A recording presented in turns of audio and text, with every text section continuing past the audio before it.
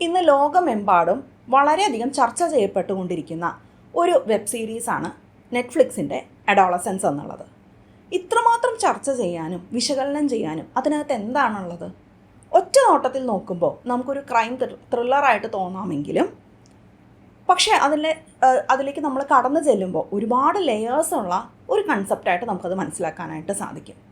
ഒറ്റ നോട്ടത്തിൽ, പ്രത്യേകിച്ചും നമ്മളുടെ കേരളത്തിൽ അല്ലെങ്കിൽ ഇന്ത്യയിലെ നമ്മളുടെ ഒരു കൾച്ചറിൽ നിന്ന് നോക്കുമ്പോൾ നമുക്ക് ഒറ്റ നോട്ടത്തിൽ വേണമെങ്കിൽ ഇത് സോഷ്യൽ മീഡിയയെ പറ്റി പറയുന്ന ഒരു സീരീസാണ് എന്നുള്ളത് രീതിയിൽ കണക്കാക്കാം. പാരൻസ് എത്രമാത്രം ശ്രദ്ധിക്കണം എന്ന് ഒരു മുന്നൊരുക്കം നടത്തണം എന്നുള്ള രീതിയിൽ, അല്ലെങ്കിൽ ഒരു വാണിംഗ് എന്നുള്ള രീതിയിൽ പറയുന്ന ഒരു സീരീസാണെന്ന് തോന്നിയേക്കാം. അതുമല്ലെങ്കിൽ നമുക്ക് ക്രൈം എന്നുള്ളത് തന്നെ കൂടുതൽ ആഴത്തിൽ എങ്ങനെ മനസ്സിലാക്കാം എന്നുള്ളതാണ് അതിനകത്തുള്ളത്. അല്ലെങ്കിൽ കൗമാരക്കാരുടെ മനസ്സിലിരിപ്പ് എന്താണ് എന്ന് മനസ്സിലാക്കാൻ ഇതുവഴി സാധിച്ചേക്കാം. എന്നെല്ലാം ഒറ്റ നോട്ടത്തിൽ കാണുമ്പോൾ നമ്മളങ്ങനെ വളരെ സിംപ്ലിഫൈ ചെയ്യാൻ സാധ്യതയുള്ള ഒരു കൺസെപ്റ്റാണ് ഈ ഒരു സീരീസിൽ എക്സ്പ്ലെയിൻ ചെയ്യുന്നത്.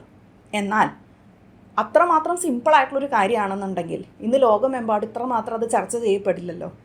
ചർച്ച ചെയ്യപ്പെടുന്നതിന് പ്രധാന റീസൺ അതിനകത്തുള്ള ലെയേഴ്സാണ്. ഒരുപാട് ലെയേഴ്സിൽ നിന്നുകൊണ്ട് കാണാൻ സാധിക്കുന്ന ഓരോ ഡയലോഗുകളിലും ഒരുപാട് അർത്ഥം സൂക്ഷിക്കുന്ന രീതിയിലാണ് അത് സൃഷ്ടിച്ചിരിക്കുന്നത്. വളരെയധികം ബ്രില്യൻ്റ് ആയിട്ടുള്ള ഒരു മേക്കിംഗ് ആണെന്നും അല്ലെങ്കിൽ ബ്രില്യൻ്റ് ആയിട്ടുള്ള ഒരു സ്ക്രിപ്റ്റാണ് അതിൻ്റെയെന്നും നമുക്ക് വളരെ വ്യക്തമായിട്ട് തന്നെ സംസാരിക്കാനായിട്ട് പറ്റും. മനഃശാസ്ത്രപരമായിട്ടുള്ള രീതിയിൽ നോക്കുകയാണെങ്കിൽ ഈ പറഞ്ഞ ലെയേഴ്സിനെല്ലാം തന്നെ ഒരുപാട് ആഴമുണ്ട്, അർത്ഥമുണ്ട്. അതുകൊണ്ട് തന്നെ നമ്മൾ അതിൻ്റെ ഓരോരോ മൂലയിലേക്കും അല്ലെങ്കിൽ ഓരോരോ ചെറിയ ചെറിയ ലെയേഴ്സിലേക്കും കടന്നു ചെല്ലുമ്പോൾ വിശദമാക്കാനായിട്ട് ഒരുപാട് കാര്യങ്ങളുണ്ട് താനും. അതുകൊണ്ട് തന്നെ അതിനെക്കുറിച്ച് കൂടുതലായിട്ട് നമ്മൾ ഈ വീഡിയോയിൽ സംസാരിക്കുമ്പോൾ ഈ വീഡിയോൻ്റെ ദൈർഘ്യം കുറച്ച് കൂടുതലാവാനായിട്ട് സാധ്യതയുണ്ട്. അതുകൊണ്ട് തന്നെ അതിൻ്റെ റീസൺ ഇന്നതാണ് എന്നത് ആദ്യമേ പറഞ്ഞുകൊണ്ട് എല്ലാവർക്കും സീൻ ആൻഡ് ഹർട്ട് ക്ലിനിക്കിൻ്റെ അടുത്തൊരു വീഡിയോയിലേക്ക് സ്വാഗതം.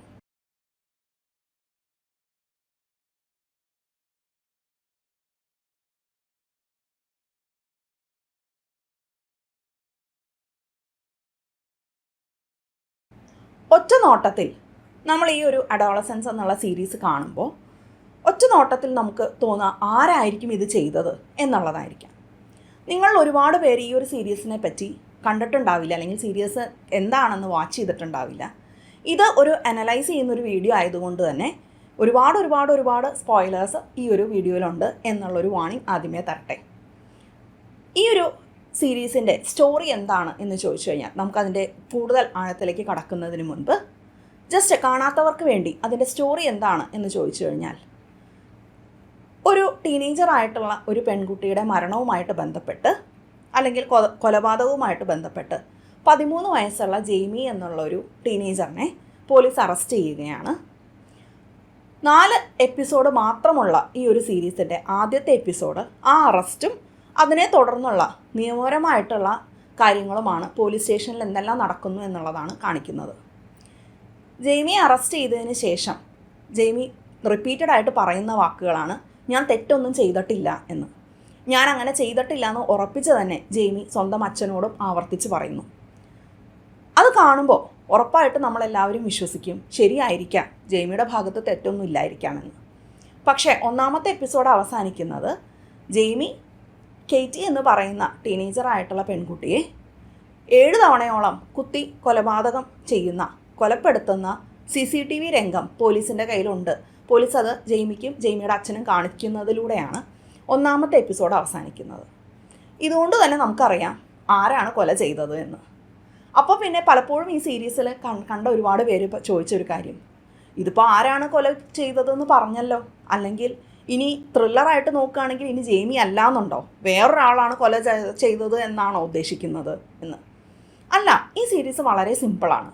ആദ്യത്തെ എപ്പിസോഡിൽ തന്നെ അവർ നമുക്ക് കാണിച്ചു തരുന്നു ആരാണ് കൊല നടത്തിയതെന്ന്. പിന്നെ ഈ 4 എപ്പിസോഡോളം എത്രമാത്രം എന്താണ് അതിനകത്ത് കാണിക്കുന്നത് എന്നുള്ളൊരു ചോദ്യം നമുക്ക് വരും അല്ലേ. ത്രില്ലർ ആവണം എന്നുണ്ടെങ്കിൽ അതിനകത്ത് ത്രില്ലൊന്നുമില്ല, കൊലപാതകം ചെയ്ത് ആരാണെന്ന് കാണിച്ചു തന്നു കഴിഞ്ഞു. അതിനകത്ത് അതിൻ്റെ ഒരു കോംപ്ലക്സിറ്റി എന്നുള്ളത് ഈ സീരീസ് കടന്നു ചെല്ലുന്നത് വൈ എന്നുള്ള ചോദ്യത്തിലേക്കാണ്. 13 വയസ്സുള്ള ഒരു ടീനേജറിന് ഇത്രമാത്രം നിഷ്ഠൂരമായിട്ടുള്ള, ഇത്രമാത്രം ക്രൂരതയേറിയ ഒരു കൊലപാതകം ചെയ്യാനായിട്ട് എങ്ങനെ സാധിക്കുന്നു? എന്താണ് അയാളെ അതിന് പ്രേരിപ്പിച്ചത്? അയാളുടെ വൈകാരികമായിട്ടുള്ള ലാൻഡ്സ്കേപ്പ് എന്താണ്? അയാളുടെ മാനസികാവസ്ഥ എന്താണ്? ഇതിനകത്ത് ഒറ്റ റീസൺ ചൂണ്ടിക്കാണിക്കുക എന്നുള്ളതല്ല ഈ ഒരു സീരീസിലൂടെ ചെയ്തിട്ടുള്ളത്. പലപ്പോഴും നമ്മൾ ഈ ഒരു സീരീസ് കാണുമ്പോൾ നമ്മൾക്ക് ഒരുപാട് സാധ്യതയുള്ളത് ഒരൊറ്റ റീസണിലേക്ക് ചുരുങ്ങി ചിന്തിക്കാനുള്ള പ്രവണത നമുക്ക് വളരെ കൂടുതലായിരിക്കും. ഇതിനോടകം തന്നെ ഈ സീരീസ് കണ്ടിട്ടുള്ള എല്ലാവരും അത്തരം ഒരൊറ്റ ന്യായത്തിലേക്ക് എത്തിയിട്ടുണ്ടായിരിക്കും. സോഷ്യൽ മീഡിയയാണ് വില്ലൻ, അല്ല പാരൻസിൻ്റെ അവഗണനയാണ് വില്ലൻ, അല്ല ഇതിനകത്ത് വേറെയും കുറേ ലെയേഴ്സ് ഉണ്ടല്ലോ, ചിലപ്പോൾ അതായിരിക്കും, അല്ലെങ്കിൽ കൗമാരക്കാരുടെ മനോഗതിയാണ് വില്ലൻ, ജെൻസി എന്നുള്ളത് വില്ലന്മാരാണ് എന്നുള്ള ഒരു ധാരണ നമ്മുടെ സമൂഹത്തിൽ ഇപ്പോഴുണ്ടല്ലോ, അപ്പോൾ അതാണ് വില്ലൻ എന്നിങ്ങനെ പറയാനുള്ള സാധ്യത വളരെ കൂടുതലാണ്. ഈ ഒരു ഒറ്റ എപ്പിസോഡ് കാണുമ്പോൾ തന്നെ ഒരുപാട് പേരിൽ മനസ്സിൽ കടന്നു വരാൻ സാധ്യതയുള്ള ചില എടുത്തു ചാടിയുള്ള നിഗമനങ്ങളിലേക്ക് നമ്മൾ എത്താനുള്ള സാധ്യത കൂടുതലാണ്. ആരാണ് വില്ലൻ എന്നുള്ള ചോദ്യത്തിന്.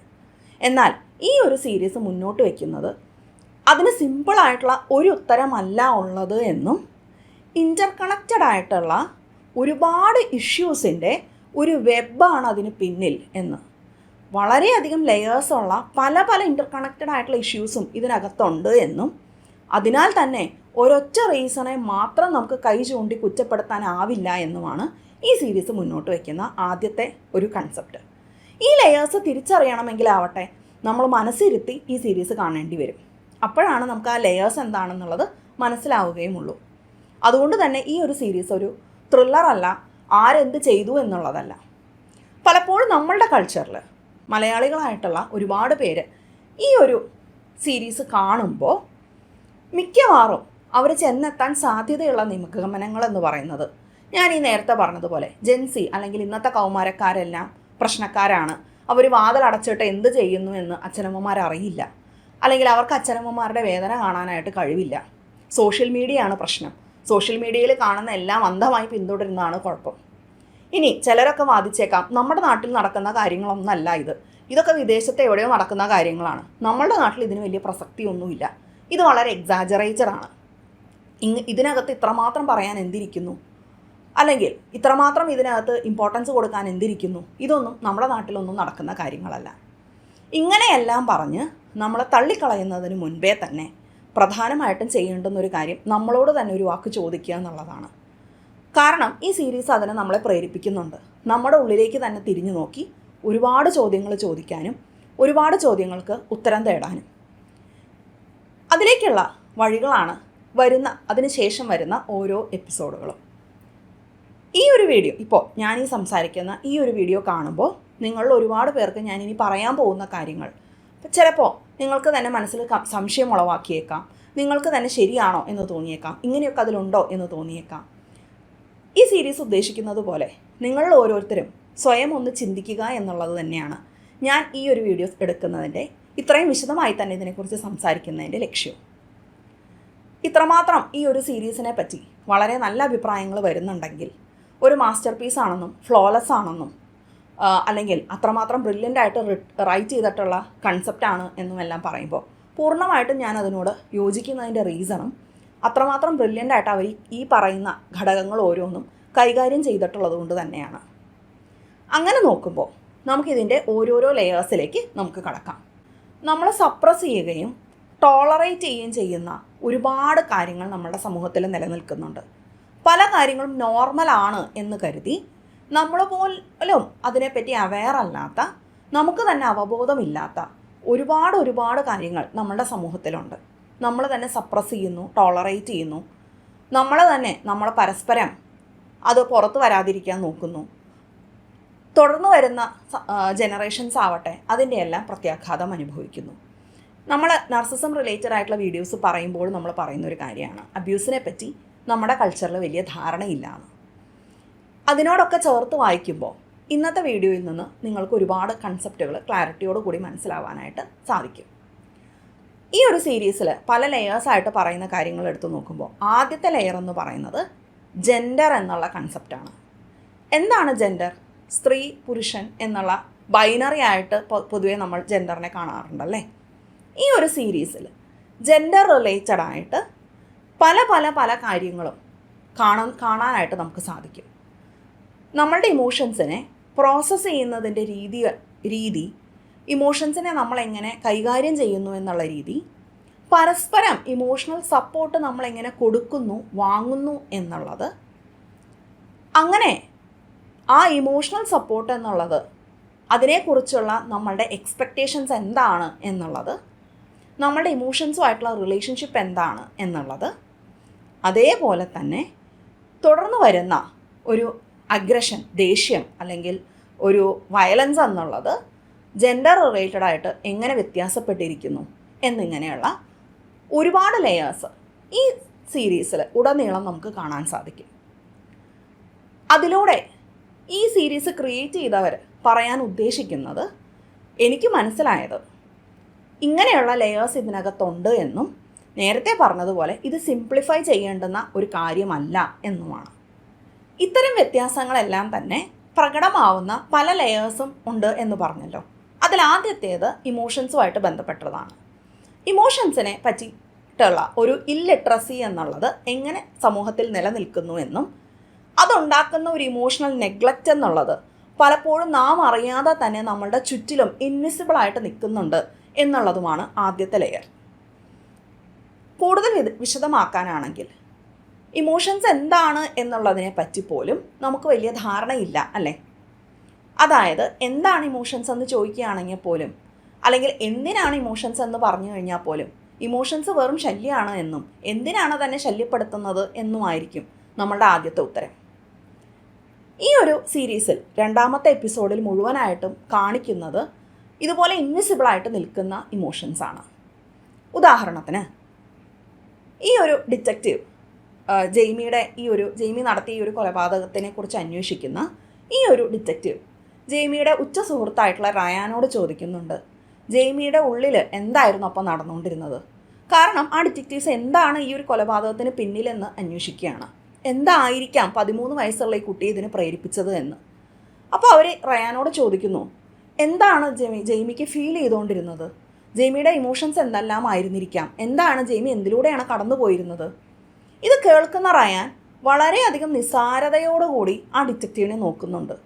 നിങ്ങൾ എന്താണ് ഈ പറയുന്നത് എന്നുള്ള ഒരു ഇമോഷൻലെസ് ആയിക്കൊണ്ട് തന്നെ ജെയ്മിക്ക് എന്താണ് ഫീൽ ചെയ്തിരുന്നതെന്നുള്ളത് ഉറ്റ സുഹൃത്തായിട്ടുള്ള റയാന് പോലും അറിയുന്നില്ല. അതായത് നമ്മളുടെ ഇന്നർ വേൾഡിനെ പറ്റി എങ്ങനെ നമുക്ക് ഫീൽ ചെയ്യുന്നു എന്നോ നമ്മളുടെ ഉള്ളിൽ എന്തെല്ലാം നടക്കുന്നു എന്നുള്ളതിനെ പറ്റിയിട്ടോ വളരെയധികം അജ്ഞതയാണ് ഈ വീഡിയോ കാണുന്ന നിങ്ങളിൽ ഒരുപാട് പേർക്കും ഉണ്ടാവുക. നമ്മുടെ സമൂഹത്തിൻ്റെ അവസ്ഥ അതാണ്. നമ്മളെ നയിക്കുന്ന നമ്മളുടെ ഉള്ളിലത്തെ ഫീലിങ്സ് എന്താണ് എന്ന് ചോദിച്ചു കഴിഞ്ഞാൽ അതിനെ നെയിം ചെയ്യാൻ പോലും നമുക്ക് ആർക്കും അറിയണമെന്നില്ല. ഇവിടെയാണ് ഇമോഷണൽ നെഗ്ലക്റ്റ് എന്നുള്ളൊരു കൺസെപ്റ്റ് വരുന്നത്. എന്താണ് ഇമോഷണൽ നെഗ്ലക്റ്റ് എന്നുള്ളത്? ഇമോഷണൽ നെഗ്ലക്റ്റ് എന്ന് പറഞ്ഞു കഴിഞ്ഞാൽ നമ്മൾക്ക് ചൈൽഡ്ഹുഡിൽ വരുന്ന വളരെ നെഗറ്റീവായിട്ട് നമുക്ക് ട്രൊമാറ്റിക്കായിട്ട് സംഭവിക്കാവുന്ന എക്സ്പീരിയൻസുകളിൽ ഒന്നാണ് ഇമോഷണൽ നെഗ്ലക്റ്റ്. എന്താണെന്നല്ലേ, നമ്മൾ കുഞ്ഞിലെ വളർന്നു വരുമ്പോൾ നമ്മളുടെ ഉള്ളിലെ ഇമോഷൻസിനെ പറ്റി എനിക്ക് എന്ത് ഫീൽ ചെയ്യുന്നു എന്നുള്ളതിനെ പറ്റി ആരും എന്നോട് അന്വേഷിച്ചിട്ടില്ല, അങ്ങനെയുള്ളൊരു ഇമോഷണൽ സപ്പോർട്ട് എനിക്ക് കിട്ടിയിട്ടില്ല എന്നുള്ളതിനെയാണ് ഇമോഷണൽ നെഗ്ലക്റ്റ് എന്ന് പറയുന്നത്. നമുക്ക് ഒറ്റയടിക്ക് കേൾക്കുമ്പോൾ നമുക്ക് അത്ര അധികം ഇതിപ്പോൾ എന്താ എന്ന് തോന്നാവുന്ന ഒരു കാര്യമാണെങ്കിലും നമ്മുടെ കൾച്ചറിൽ ഏറ്റവും പ്രിഡോമിനൻ്റ് ആയിട്ട് കാണുന്ന ഒരു ഫാക്ടറാണ് ഇമോഷണൽ നെഗ്ലക്റ്റ് എന്നുള്ളത്. അതായത് നമ്മളുടെ ഇന്നർ വേൾഡിൽ എന്താണ് നടക്കുന്നത് എന്നുള്ളതിനെപ്പറ്റി അറ്റ്യൂൺഡ് ആവാൻ, അതെന്താണ് എന്നുള്ളത് എനിക്കത് അറിയാൻ ആഗ്രഹമുണ്ട്, അല്ലെങ്കിൽ നീ എനിക്ക് ഇമ്പോർട്ടൻ്റ് ആണ്, നിൻ്റെ ഉള്ളിലത്തെ ഫീലിങ്സ് എന്താണ് എന്നുള്ളത് എനിക്ക് മാറ്റർ ചെയ്യുന്നുണ്ട് എന്നുള്ളൊരു സപ്പോർട്ട്, ആ ഒരു സപ്പോർട്ടിൽ നിന്നുകൊണ്ടുള്ള കമ്മ്യൂണിക്കേഷൻ, ഇമോഷണൽ ആയിട്ടുള്ള കണക്ഷൻ നമ്മളുടെ ബ്രെയിൻ അത്രമാത്രം ഇമ്പോർട്ടൻ്റ് ആണ്. അതിനെയാണ് വൈകാരികമായിട്ടുള്ളൊരു സപ്പോർട്ടും കണക്ഷനും ഒക്കെ നമുക്ക് ഇമ്പോർട്ടൻ്റ് ആവുന്നത്. ഇങ്ങനൊരു കാര്യം നമ്മുടെ ലൈഫിൽ നടക്കാതിരിക്കുന്നതിനെയാണ് ഇമോഷണൽ നെഗ്ലക്റ്റ് എന്ന് പറയുന്നത്. അതായത് നമ്മളുടെ സമൂഹം എപ്പോഴും കുഞ്ഞുങ്ങൾക്ക് ഫിസിക്കലായിട്ടുള്ള ആവശ്യങ്ങളെല്ലാം ഉറപ്പുവരുത്തുന്നുണ്ട് എന്ന് ശ്രദ്ധിക്കുമ്പോൾ ഇമോഷണലായിട്ടുള്ള വൈകാരികമായിട്ടുള്ള കാര്യങ്ങളെപ്പറ്റി അത്ര തന്നെ കംഫർട്ടബിൾ ആയിട്ടുള്ളൊരു സ്പേസ് കൊടുക്കാറില്ല. നമ്മളുടെ ഉള്ളിൽ എന്തൊക്കെ ഇമോഷൻസാണ് നടക്കുന്നതെന്ന് പ്രകടിപ്പിച്ചാൽ പോലും വ്യക്തമായിട്ടുള്ള ഒരു സപ്പോർട്ട് അതിൽ നിന്ന് നമുക്ക് ലഭിക്കാറില്ല. ഉദാഹരണത്തിന്, എനിക്ക് പേടിയാവുന്നുണ്ട് എന്നൊരു കുട്ടി പറയുകയാണെങ്കിൽ അതിനിപ്പോൾ എന്താ അത്ര പേടിക്കാനുള്ളത് എന്നായിരിക്കും പലപ്പോഴും നമ്മളുടെ ആദ്യത്തെ ചോദ്യം. ആ കുഞ്ഞിൻ്റെ മനസ്സിൽ എന്താണ് നടക്കുന്നത് എന്നുള്ള ഒരു ക്യൂരിയോസിറ്റി എന്നുള്ളത് നമുക്ക് അത്ര തന്നെ ഉണ്ടാവില്ല. ഈ ഒരു നെറ്റ്ഫ്ലിക്സ് സീരീസിലെ 2ാമത്തെ എപ്പിസോഡിലും ഉടനീളം നമുക്ക് ഇതുപോലെയുള്ള ഇമോഷണൽ നെഗ്ലക്റ്റ് ആണ് നമുക്ക് കാണാൻ സാധിക്കുക. ഉദാഹരണത്തിന്, കേറ്റിയുടെ ഉറ്റ സുഹൃത്തായ ജെയ്ഡിനോട് ചോദ്യം ചെയ്യാനായിട്ട് ഡിറ്റക്റ്റീവ്സ് വരുമ്പോൾ അവർ ചോദിക്കുന്ന ചോദ്യങ്ങൾക്കെല്ലാം തന്നെ വളരെയധികം ദേഷ്യത്തോടു കൂടിയിട്ടാണ് ജെയ്ഡ് മറുപടി പറയുന്നത്. ജെയ്ഡിൻ്റെ ഒരു ഇമോഷനാണ് ജെയ്ഡ് അവർ പ്രകടിപ്പിക്കുന്നത്, അല്ലേ? ദേഷ്യം എന്നുള്ളൊരു ഇമോഷനാണ്. എന്നാൽ ഇത് കാണുന്ന നമുക്ക് എല്ലാവർക്കും തോന്നാൻ സാധ്യതയുള്ള ഒരു ഫീലിംഗ്, ഈ കുട്ടിക്കൊന്ന് സഹകരിച്ചുകൂടെ, എന്തിനാണ് ഇവിടെ അനാവശ്യമായിട്ട് ദേഷ്യം കാണിക്കുന്നത്, അവർക്ക് അവരുടെ ജോലി ചെയ്യണ്ടേ എന്നായിരിക്കും നമ്മളുടെ എല്ലാവരുടെയും മനസ്സിൽ വരിക. കാരണം നമുക്കവിടെ പ്രധാനം എന്നുള്ളത് ജെയ്ഡിൻ്റെ ഇമോഷനല്ല, നമുക്ക് പ്രധാനം എന്നുള്ളത് അവിടെ നടക്കുന്ന കാര്യമാണ്, അല്ലേ? ആ എക്സ്റ്റേണൽ ആയിട്ടുള്ള കാര്യമാണ്, അന്വേഷണം നന്നായി നടക്കുക എന്നുള്ളതാണ്. ചോദ്യം ചെയ്യലിന് ശേഷം പുറത്തിറങ്ങുന്ന ഡിറ്റക്റ്റീവ് അവിടെ ചിന്തിക്കുന്നുണ്ട്. അത് മെയിലായിട്ടുള്ള ഒരു പുരുഷനായിട്ടുള്ള ഡിറ്റക്റ്റീവാണ്. ഡിറ്റക്റ്റീവ് വാസ്കം അവിടെ കൂടെയുള്ള അസോസിയേറ്റ് ആയിട്ടുള്ള സ്ത്രീ ആയിട്ടുള്ള മിഷ എന്നുള്ള ഡിറ്റക്റ്റീവിനോട് ചോദിക്കുന്നുണ്ട്, എന്തിനാണ് ഈ ജെയ്ഡ് ഇത്ര ദേഷ്യപ്പെടുന്നത് എന്ന്. അപ്പോൾ മിഷ അവിടെ മറുപടി പറയുന്നുണ്ട്, ജെയ്ഡ് അവിടെ അത്രമാത്രം ഇമോഷൻസിലൂടെയാവും കടന്നു പോകുന്നത്, എല്ലാവർക്കും ഈ ഒരു സാഹചര്യം അത്രമാത്രം ഡിഫിക്കൾട്ടായിരുന്നിരിക്കും എന്ന്. എന്നാൽ ഈ ഒരു ചോദ്യം ചെയ്യുന്ന ഡിറ്റക്റ്റീവിന് പോലും അവിടെ മനസ്സിലാവുന്നില്ല ജെയ്ഡിന് എന്തിനവിടെ ദേഷ്യം വരുന്നുവെന്ന്. ഇത് കേൾക്കുന്ന നിങ്ങൾക്കും തോന്നിയേക്കാം, ഈ കുട്ടി എന്തിന് ദേഷ്യപ്പെടുന്നു, ഇത്രമാത്രം ദേഷ്യപ്പെടാൻ എന്താ ഉള്ളത്, അവരവരുടെ ജോലി ചെയ്യല്ലേ. എന്നാൽ തുടർന്നുള്ള ഒരു സീനിൽ ജെയ്ഡ് അവിടെ സ്വന്തം ടീച്ചറോട് മനസ്സ് തുറക്കുന്നുണ്ട്. ജെയ്ഡ് അവിടെ പ്രകടിപ്പിക്കുന്നുണ്ട് അവൾക്ക് എത്രമാത്രം വേദനയാണ് ആ സിറ്റുവേഷനിൽ തോന്നുന്നത്. തൻ്റെ ഉറ്റ സുഹൃത്ത് മരണപ്പെട്ടതിലൂടെ ഞാൻ വളരെ ഒറ്റയ്ക്കായി എന്നും എന്നെ നോർമലാണ് എന്നും എൻ്റെ ഇമോഷൻസിനെ സ്വാഭാവികമാണ് എന്നും കണ്ടിട്ടുള്ള ഏക വ്യക്തി കേറ്റി ആയിരുന്നു എന്നും ഇന്ന് എനിക്ക് ആരും ഇല്ലാതായിപ്പോയി എന്നുള്ള വേദന അവിടെ ജെയ്ഡ് പങ്കുവെക്കുമ്പോൾ ജെയ്ഡിൻ്റെ ആങ്കർ എന്നുള്ള ദേഷ്യം എന്നുള്ള ഇമോഷന് കീഴ് ഇത്രമാത്രം പെയിൻ അതിനകത്തുണ്ട് എന്നുള്ളത് നമുക്ക് കാണാൻ സാധിക്കും. നമ്മളുടെ കൾച്ചറിലാണ് എന്നുണ്ടെങ്കിൽ ആ പെയിൻ എന്നുള്ളതിന് നമ്മൾ വലിയ വാല്യൂ കൊടുക്കില്ല, അല്ലേ? ദേഷ്യം കാണിക്കുന്ന ആ കുട്ടി എന്തിന് ദേഷ്യപ്പെടുന്നു എന്നായിരിക്കും നമ്മളെല്ലാവരും ചിന്തിക്കുക. നമ്മളവിടെ ആ കുട്ടിയോടത് ചോദിക്കാനും മടിക്കില്ലല്ലോ, നീ എന്തിനാണ് ഇപ്പോൾ അനാവശ്യമായിട്ട് ദേഷ്യപ്പെടുന്നത്, ആ ഡിറ്റക്റ്റീവ് ചോദിക്കുന്നതിന് കറക്റ്റായിട്ട് ആൻസർ പറഞ്ഞാൽ പോരെ എന്നുള്ളത്. ഇവിടെയാണ് കൈൻഡായിട്ടുള്ള ഇമോഷൻസിനെ വാലിഡേറ്റ് ചെയ്തുകൊണ്ടുള്ള, അതായത് അങ്ങനെ ഫീൽ ചെയ്യുന്നത് സ്വാഭാവികമാണ് എന്നുള്ളൊരു സപ്പോർട്ട് എത്രമാത്രം ഇമ്പോർട്ടൻ്റ് ആണ് എന്നുള്ളത് കാണുന്നത്. ഈ ഒരൊറ്റ മൊമെൻറ്റിൽ തന്നെ ജെയ്ഡ് അവിടെ ടീച്ചറോട് തൻ്റെ ആ ഒരു വൾണറബിൾ ആയിട്ടുള്ള ഫീലിങ്സ് പ്രകടിപ്പിക്കാൻ അവളെ ഹെൽപ്പ് ചെയ്യുന്നത് പോലും ടീച്ചർ അത്രമാത്രം സപ്പോർട്ടീവായിട്ട് അയാളുടെ കൂടെ ഇരിക്കുമ്പോഴാണ്, അയാളുടെ അടുത്തിരുന്ന് അയാളോട് സമാധാനമായിട്ട് ചോദിക്കുമ്പോഴാണ് ജെയ്ഡന് അവിടെ മനസ്സ് തുറക്കാൻ സാധിക്കുന്നത്. എന്നാൽ അങ്ങനെ മനസ്സ് തുറക്കുമ്പോൾ ടീച്ചർ അവിടെ ഒരു സൈക്കോളജിസ്റ്റിനെ കാണുന്ന കാര്യം സൂചിപ്പിക്കുന്ന അതേ മൊമെൻറ്റിൽ തന്നെ ജെയ്ഡിന് അവിടെ തിരിച്ച് ദേഷ്യത്തിലേക്ക് പോകുന്നുണ്ട്. നിങ്ങൾ എന്നെ മനസ്സിലാക്കുന്നില്ല, ഞാൻ അവിടെ അതല്ല ഉദ്ദേശിക്കുന്നത്, എനിക്കൊരു തെറാപ്പിസ്റ്റിനെ കാണുക എന്നല്ല ഉദ്ദേശിക്കുന്നത്, നിങ്ങളിൽ നിന്നുള്ളൊരു സപ്പോർട്ടാണ് ഞാൻ സീക്ക് ചെയ്യുന്നത് എന്നുള്ള അർത്ഥത്തിൽ മനസ്സ് തുറന്നപ്പോൾ റിജക്റ്റ് ചെയ്യുന്നതായിട്ട് ഫീൽ ചെയ്ത ജെയ്ഡ് അവിടെ ദേഷ്യത്തോടു കൂടി ഇറങ്ങിപ്പോകുന്നുണ്ട്. നമ്മളിത് വളരെ സ്വാഭാവികമായിട്ട് കണ്ട് തള്ളി നീക്കാവുന്ന ഒരു സീനാണല്ലേ. പക്ഷേ അവിടെ ആ ഇമോഷനെ നമ്മൾ എത്രമാത്രം നെഗ്ലക്റ്റ് ചെയ്യുന്നു എന്നുള്ളത് വളരെ പ്രധാനപ്പെട്ട ഒരു സീനാണ്. ആ ഇമോഷണൽ നെഗ്ലക്റ്റ് എന്നുള്ളത് നമുക്ക് കാണാൻ സാധിക്കുക ഈ ഒരു ഡിറ്റക്റ്റീവും അദ്ദേഹത്തിൻ്റെ മകനും തമ്മിലുള്ള റിലേഷൻഷിപ്പ് കാണുമ്പോഴാണ്. ഇദ്ദേഹത്തിൻ്റെ മകനും അവിടെ തന്നെ പഠിക്കുന്ന ഒരു കുട്ടിയാണ് ആഡം. ആഡത്തിനെ നമ്മൾ കാണുമ്പോൾ തന്നെ ആൾക്ക് വളരെ ബുള്ളിങ് നേരിടുന്നൊരു കുട്ടിയായിട്ടാണ് അവിടെ കാണുന്നത്. എന്നാൽ ആഡം ഒരിക്കലും അച്ഛനോടത് ഷെയർ ചെയ്തിട്ടില്ല, ഞാൻ ബുള്ളിങ് നേരിടുന്നുണ്ട് എന്നുള്ളത്. ഡിറ്റക്റ്റീവിന് അറിഞ്ഞുകൂടാ തൻ്റെ മകൻ്റെ ഉള്ളിൽ എന്താണ് നടക്കുന്നത് എന്നുള്ളത്. ഈ ഒരു സാഹചര്യത്തിൽ അവിടെ ഡിറ്റക്റ്റീവ് പല ക്ലാസ്സുകളിലും പോകുന്നു, കൊലപാതകത്തിന് ഉപയോഗിച്ച കത്തിയെക്കുറിച്ച് അന്വേഷിക്കുന്നു, എന്തുകൊണ്ടായിരിക്കാം ഈ ഒരു കൊലപാതകം നടന്നതെന്നുള്ളതിനെപ്പറ്റി അന്വേഷിക്കുന്നു. എന്നാൽ ഈ ഡിറ്റക്റ്റീവിന് അതിൻ്റെ കാരണം മനസ്സിലായിട്ടില്ല എന്ന് തിരിച്ചറിഞ്ഞ ആഡം ഡിറ്റക്റ്റീവിനെ ഹെൽപ്പ് ചെയ്യുന്നതിന് വേണ്ടി അദ്ദേഹത്തിനോട് സംസാരിക്കാനായിട്ട് മുതിരുന്നുണ്ട്. അത് സംസാരിക്കാൻ മുതിരുമ്പോൾ തന്നെ ആഡം എത്രമാത്രം അൺകംഫർട്ടബിൾ ആയിട്ടാണ് സംസാരിക്കാൻ ശ്രമിക്കുന്നത് എന്നുള്ളത് നമുക്ക് കാണാൻ സാധിക്കും. ആഡം അവിടെ ആ ഒരു കാര്യം പറയാൻ ശ്രമിക്കുമ്പോൾ തന്നെ ഡിറ്റക്റ്റീവിന് അത് കേൾക്കാനായിട്ട് ക്ഷമയില്ല എന്നുള്ളത് നമുക്ക് കാണാൻ സാധിക്കും. ആഡം അവിടെ പറഞ്ഞു തുടങ്ങുമ്പോൾ തന്നെ ഡിറ്റക്റ്റീവ് അവിടെ പേഷ്യൻസ് ഇല്ലാതെ, ക്ഷമയില്ലാതെ അതിനെ അദ്ദേഹത്തിൻ്റെ ഇമോഷൻസാണ് കൂടുതൽ മുന്നോട്ട് വരുന്നത്. അദ്ദേഹത്തിൻ്റെ ക്യൂരിയോസിറ്റി, അദ്ദേഹത്തിൻ്റെ മനസ്സിലാവായിക, അദ്ദേഹത്തിന് വരുന്ന കൺഫ്യൂഷനൊക്കെയാണ് മുന്നിൽ വരുന്നത്. അവിടെ സമാധാനമായിട്ടൊന്ന് ലിസൺ ചെയ്യുക എന്നുള്ളത് ഡിറ്റക്റ്റീവിന് സാധിക്കുന്നില്ല എന്നുള്ളത് അവിടെ റെലവൻ്റ് ആയിട്ടുള്ളൊരു പോയിൻ്റാണ്. അദ്ദേഹത്തിൻ്റെ അക്ഷമ തിരിച്ചറിയുന്ന ആഡം ആവട്ടെ അതിനെ പേഴ്സണലൈസ് ചെയ്യുന്നുണ്ട്. ആഡം അവിടെ എന്നോട് സംസാരിക്കാൻ ഇദ്ദേഹത്തിന് താല്പര്യമില്ലായിരിക്കും എന്നുള്ളൊരു ഫീലിംഗ് ആണ് ആഡത്തിന് കിട്ടുന്നത്. ആഡം ഉടനെ തന്നെ അവിടെ നിങ്ങൾക്ക് മനസ്സിലാവുന്നില്ലായിരിക്കും എന്നുള്ള രീതിയിൽ ആഡം വിഡ്രോ ചെയ്യാനായിട്ട് തുടങ്ങുന്നുണ്ട്. മാറിപ്പോവാൻ ശ്രമിക്കുന്നു, പുറത്തേക്ക് ഇറങ്ങാൻ ശ്രമിക്കുന്നു. എന്നാൽ അത് തിരിച്ചറിഞ്ഞ ഡിറ്റക്റ്റീവ് അവനെ തടഞ്ഞു നിർത്തിക്കൊണ്ട് ഇല്ല, എനിക്കത് അറിയണമെന്ന് ആഗ്രഹമുണ്ട് എന്ന് ഉറച്ചു പറയുമ്പോഴാണ് ആഡത്തിന് അവിടെ മനസ്സ് തുറക്കാൻ സാധിക്കുന്നത്. അങ്ങനെ മനസ്സ് തുറന്നു കഴിയുമ്പോൾ ആഡത്തിനോട് ഡിറ്റക്റ്റീവ് അവിടെ ചോദിക്കുന്നുണ്ട്, നീ ഓക്കെ ആണോ എന്ന്.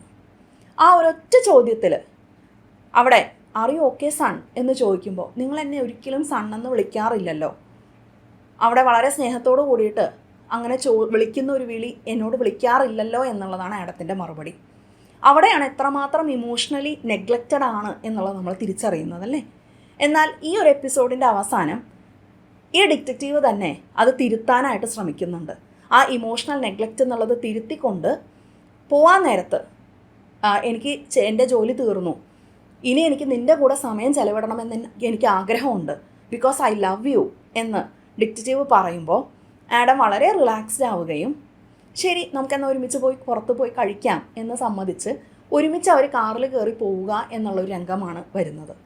അതായത് ഒരു വശത്ത് ആ ഒരു ഇമോഷണൽ നെഗ്ലക്റ്റ് നേരിടുന്ന ഒരുപാട് ടീനേജേഴ്സിൻ്റെ സ്റ്റോറി ഈ രണ്ടാമത്തെ എപ്പിസോഡിൽ കാണുന്നുണ്ട്. ആഡത്തിൻ്റെ കാര്യത്തിൽ ഭാഗ്യവശാൽ ആഡത്തിൻ്റെ അച്ഛൻ അവിടെ സ്വയം ഈ ഒരു കാര്യം തിരിച്ചറിയുകയും അദ്ദേഹം തന്നെ ആ ഒരു വൾണറബിലിറ്റി പ്രകടിപ്പിക്കുന്നുമുണ്ട്. അദ്ദേഹത്തിൻ്റെ കൂടെയുള്ള ഡിറ്റക്റ്റീവിനോട് ആൾ തുറന്ന് സംസാരിക്കുന്നത് വഴി ആൾക്കും അവിടെ ഫീൽ ചെയ്യുന്നുണ്ട്. ആളുടെ കൺഫ്യൂസ്ഡ് ആയിട്ട് നിൽക്കുമ്പോൾ ആളുടെ കൂടെയുള്ള ഡിറ്റക്റ്റീവ് മാറ്റി നിർത്തിക്കൊണ്ട് ചോദിക്കുന്നുണ്ട് എന്ത് പറ്റി. അപ്പോൾ ആളവിടെ ഇമോഷണലി ഓപ്പൺ ആവുകയും അവരിൽ നിന്ന് കിട്ടുന്ന ഒരു സപ്പോർട്ടോടു കൂടി അവർ ആഡവുമായിട്ടുള്ള റിലേഷൻഷിപ്പ് ബെറ്റർ ആക്കുന്നതിന് വേണ്ടി എഫേർട്ട് എടുക്കുന്നു എന്നുള്ളതുമാണ് അവിടെ കാണിക്കുന്നത്. എന്നാൽ അതേ ഒരു ഭാഗ്യം അല്ലെങ്കിൽ ഭാഗ്യമെന്ന് ഞാൻ പറയുന്നില്ല, എല്ലാ കുട്ടികളും ഡിസേർവ് ചെയ്യുന്നൊരു കാര്യമാണ് അല്ലേ അത് എല്ലാ കുട്ടികളും ഡിസേർവ് ചെയ്യുന്നൊരു കാര്യമാണ്. എന്നാൽ നിർഭാഗ്യവശാൽ അത് കിട്ടാതെ പോകുന്ന മറ്റു കുട്ടികളുടെ സീനും അതിനകത്തുണ്ട്. ഉദാഹരണത്തിന് ഈ ഒരു എപ്പിസോഡിൻ്റെ അവസാനം വളരെ വേദനയോടുകൂടി ജെയ്ഡ് നടന്നു പോകുന്നത് കാണുന്നുണ്ട്. ഇനിയും അവളുടെ ഫീലിങ്സ് അധികം ആരും കാണാനിടയില്ല എന്നുള്ളത് നമുക്ക് ആ എപ്പിസോഡിൽ നിന്നും വ്യക്തമാവും. പലപ്പോഴും ഉപദേശിക്കാനും ലെക്ചർ ചെയ്യാനും അഡ്വൈസ് ചെയ്യാനും തിടുക്കം കൂട്ടുന്ന നമ്മളെല്ലാവരും തന്നെ കുഞ്ഞുങ്ങളുടെ ഇന്നർ വേൾഡ് എന്നുള്ളതും അവരുടെ പെയിൻ എന്നുള്ളതും അവരുടെ ഇമോഷൻസ് എന്നുള്ളതും കാണാതെ പോകുന്നുണ്ട് എന്നുള്ളത് ഈ എപ്പിസോഡിൽ വളരെ വ്യക്തമായിട്ട് അവിടെ കാണിക്കുന്നുണ്ട്. അതേപോലെ ഒരു ഗ്രീഫ് സപ്പോർട്ട് ഗ്രൂപ്പ് തുടങ്ങണം എന്ന് ആവശ്യപ്പെടുന്ന അധ്യാപികയോട് സ്കൂളിൻ്റെ മാനേജർ എന്ന് തോന്നുന്ന വ്യക്തി ഇനി അതും കൂടി നമ്മൾ ചെയ്യണോ എന്ന് ചോദിക്കുന്ന രംഗമുണ്ട്. എത്രമാത്രം പ്രയാസങ്ങളിലൂടെ ആയിരിക്കും തങ്ങളുടെ കൂടെ പഠിച്ച 2 കുട്ടികളാണ് ഈ ഒരു പ്രശ്നത്തിൽ നിൽക്കുന്നത്. ഒരു കുട്ടി മരണപ്പെട്ടും കഴിഞ്ഞു. എത്രമാത്രം മാനസിക പ്രയാസം ഈ കുട്ടികൾക്ക് ഉണ്ടായിരിക്കും എന്ന് മനസ്സിലാക്കി അവർക്കൊരു ഗ്രീഫ് എന്ന് പറയുമ്പോൾ ആ ലോസിനെ തരണം ചെയ്യാനായിട്ടുള്ള ഒരു സപ്പോർട്ട് വേണം, ആ ഒരു സപ്പോർട്ട് ഗ്രൂപ്പ് വേണം. അവിടെ തെറപ്പിസ്റ്റുകളുടെ ഹെൽപ്പ് വേണം, കൗൺസിലിംഗ് ചെയ്യുന്ന ആളുകളുടെ ഹെൽപ്പ് വേണം, സൈക്കോളജിസ്റ്റുകളുടെ ഹെൽപ്പ് വേണം എന്ന് പറയുന്ന ടീച്ചറോട് വളരെയധികം മിനിമൈസ് ചെയ്തുകൊണ്ടും നിസ്സാരവൽക്കരിച്ചുകൊണ്ടുമാണ് ആ മാനേജർ അവിടെ സംസാരിക്കുന്നത്.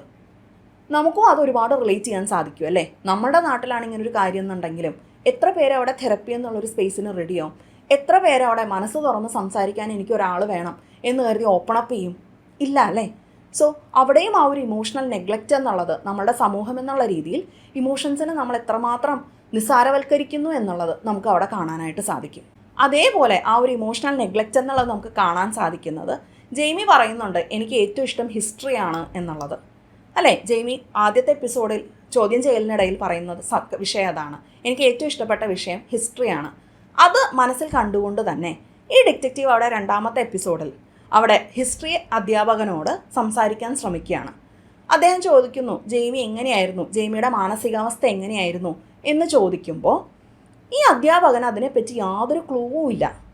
ആ ഹിസ്റ്ററി അധ്യാപകൻ മറുപടി പറയുന്നത് ഇത്രയും കുട്ടികളില്ലേ, എനിക്കിത് എന്ത് ചെയ്യാൻ പറ്റും, എനിക്കൊന്നും അറിയില്ല ആ കുട്ടിയെപ്പറ്റി, ഞാൻ വിഷയം പഠിപ്പിക്കുന്നു എന്നുള്ളതല്ലാതെ എനിക്കൊന്നും അറിയില്ല എന്ന് പറഞ്ഞുകൊണ്ട് ആ അധ്യാപകൻ അവിടെ നിന്ന് മാറിപ്പോകുന്നുണ്ട്.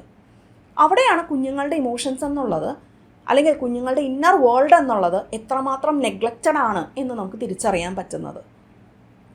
അതേപോലെ റയാൻ എന്നുള്ളത് ജെയ്മിയുടെ ഫ്രണ്ടാണ്. റയാൻ അവിടെ തുടക്കത്തിൽ പറയുന്നുണ്ട്, റയാനോട് സുഹൃത്ത് ചോദിക്കുന്നുണ്ട്, പോലീസ് വന്നോ, നിൻ്റെ പാരൻസിനോട് ചോദിച്ചോ എന്നുള്ളത്. അവിടെ പാരൻസ് നിന്നോട് പിന്നീട് എന്തെങ്കിലും പറഞ്ഞോ എന്നുള്ള ചോദ്യത്തിന് റയാൻ പറയുന്ന മറുപടിയാണ്, എന്നോടൊന്നും ചോദിച്ചില്ല, എനിക്കൊന്നും അറിയില്ല എന്ന്. അല്ലെങ്കിൽ മാതാപിതാക്കൾ എന്നോട് അതിനെപ്പറ്റി സംസാരിച്ചിട്ടില്ല എന്ന്. അപ്പോൾ പരസ്പരമുള്ള ഓപ്പൺ ആയിട്ടുള്ളൊരു കമ്മ്യൂണിക്കേഷൻ എന്നുള്ളത് വളരെ ഇല്ലാത്ത അന്തരീക്ഷം എല്ലാ കുടുംബങ്ങളിലും നിലനിൽക്കുന്നു എന്നുള്ളതാണ് ഈ സീരീസ് അവിടെ മുന്നോട്ട് വയ്ക്കുന്ന ആശയം. ജെയ്മി അവിടെ പിന്നീടുള്ള എപ്പിസോഡുകളിൽ അച്ഛനെ പറ്റിയിട്ട് എത്രമാത്രം വ്യാകുലനാണ് എന്നും അച്ഛനെ എത്രമാത്രം ജെയ്മി ഐഡിയലൈസ് ചെയ്യുന്നു എന്നും അച്ഛൻ എന്നുള്ളത് ജെയ്മിക്ക് ഞാൻ പ്രീതിപ്പെടുത്തേണ്ടുന്ന ഒരാളാണ് എന്നുള്ളതും നമുക്ക് കാണാൻ സാധിക്കും. എന്നാൽ അച്ഛൻ്റെ ഭാഗത്തുനിന്ന് എനിക്കുണ്ടായിട്ടുള്ള ഹേർട്ട് എന്താണ് എന്നുള്ളത് ന്യായീകരിച്ചുകൊണ്ടാണ് ജെയ്മി അവിടെ എപ്പോഴും സംസാരിക്കുന്നത്. അതായത് ജെയ്മിയും അവിടെ സ്വന്തം ഇമോഷൻസിനെ തിരിച്ചറിയുന്നില്ല. അതേപോലെ ജെയ്മിയുടെ അച്ഛനായിട്ടുള്ള എഡി ആണെങ്കിലും തനിക്കുണ്ടായിട്ടുള്ള ഫിസിക്കൽ അബ്യൂസിനെ ഓർക്കുന്നുണ്ട്. തൻ്റെ അച്ഛൻ ബെൽറ്റ് കൊണ്ട് തന്നെ നിരന്തരം ഉപദ്രവിക്കുമായിരുന്നു എന്ന് എഡി സംസാരിക്കുമ്പോൾ അതുണ്ടാക്കുന്ന മാനസികമായിട്ടുള്ള ഇമ്പാക്റ്റിനെ പറ്റി, അല്ലെങ്കിൽ അതിനുശേഷമോ അതിൻ്റെ കൂടെയോ ഉണ്ടായേക്കാവുന്ന എൻ്റെ ഇമോഷൻസിനെ ആരും കണ്ടിട്ടില്ല, എന്നെ ആരും സപ്പോർട്ട് ചെയ്തിട്ടില്ല എന്ന് എഡി തിരിച്ചറിയുന്നില്ല അപ്പോഴും അവിടെ. അതായത് നമ്മളുടെ ഇന്നർ വേൾഡ് എന്നുള്ളത് വേറൊരാൾക്ക് അറിയില്ല എന്നുള്ളത്, അല്ലെങ്കിൽ വേറൊരാൾ അതിനകത്ത് ഇമോഷണലി ഇൻവെസ്റ്റഡ് അല്ല എന്നുള്ളത്, ഇമോഷണലി സപ്പോർട്ട് ചെയ്യുന്നില്ല എന്നുള്ളത് നമുക്ക് വളരെ നോർമലായിട്ടുള്ളൊരു കാര്യമായിട്ടാണ് അനുഭവപ്പെടുന്നത്. ഞാനിപ്പോൾ ഇത്രയും കാര്യങ്ങൾ പറയുമ്പോഴും നിങ്ങളിൽ ഒരുപാട് പേരെങ്കിലും ചിന്തിക്കുന്നുണ്ടാവും ഇത് ഇത്ര പറയാൻ എന്തിരിക്കുന്നു എന്ന്. പക്ഷേ അവിടെ നിന്നാണ് പലപ്പോഴും നമ്മളുടെ ഇമോഷൻസ് കുറച്ചും കൂടി കോംപ്ലിക്കേറ്റഡ് ആവുന്നതും നമുക്കവിടെ ഒരുപാട് മുറിവുകളിലേക്കും പിന്നീടുള്ള പ്രത്യാഘാതങ്ങളിലേക്കും മാറിപ്പോകുന്നതും. ഇങ്ങനെ ഇത്തരം കാര്യങ്ങളെ പറ്റിയിട്ടുള്ള നമ്മളുടെ അറിവില്ലായ്മ തന്നെയാണ് പലപ്പോഴും പ്രശ്നങ്ങൾ വഷളാക്കുന്നതും. എങ്ങനെയാണെന്നല്ലേ, രണ്ടാമത്തെ ലെയറിലേക്ക് വരുമ്പോൾ ഈ പറഞ്ഞ ഇമോഷൻസിനെ നമ്മൾ എങ്ങനെയാണ് ഡീൽ ചെയ്യുന്നതായിട്ട് നമ്മൾ പഠിക്കുന്നത്. അതായത് നമ്മളുടെ ഇമോഷൻസ് ആരും കാണുന്നില്ല, മനസ്സിലാക്കുന്നില്ല എന്നുള്ളത് രണ്ടാമത്തെ ലെയറിൽ നമ്മൾ നേരത്തെ പറഞ്ഞ കാര്യങ്ങളിൽ നമ്മൾ സംസാരിച്ചു. ഈ ഇമോഷൻസ് ആരും കാണുകയോ കേൾക്കുകയോ സപ്പോർട്ട് ചെയ്യുകയോ ചെയ്യാതെ വരുമ്പോൾ ഈ ഇമോഷൻസിലൂടെ എങ്ങനെ നാവിഗേറ്റ് ചെയ്യണം എന്നാണ് നമ്മൾ പഠിക്കുന്നത്. എങ്ങനെ അതിലൂടെ നമ്മൾ മുന്നോട്ട് പോകണം, എങ്ങനെ ഇമോഷണൽ സപ്പോർട്ട് കൊടുക്കുകയോ വാങ്ങുകയോ ചെയ്യുന്നതായിട്ട് നമ്മൾ പഠിക്കും അല്ലേ. അടുത്ത ലെയർ എന്നുള്ളത് അതാണ്. ഈ ഒരു സീരീസ് എടുത്ത് നോക്കുമ്പോൾ ഈ പറഞ്ഞ ഇതേ രണ്ടാമത്തെ എപ്പിസോഡിൽ നമുക്ക് ആ ലെയേഴ്സ് കാണാൻ പറ്റും. ഈ സ്കൂളിൽ ഒരുപാട് കുട്ടികൾ ഓവർവെംഡ് ആണ്, സ്ട്രെസ്ഡ് ഔട്ടാണ്, ഒരുപാട് കുട്ടികൾ അവിടെ ബുള്ളിങ്ങിലേക്ക് പോകുന്നുണ്ട്, വയലൻസിലേക്ക് പോകുന്നുണ്ട്.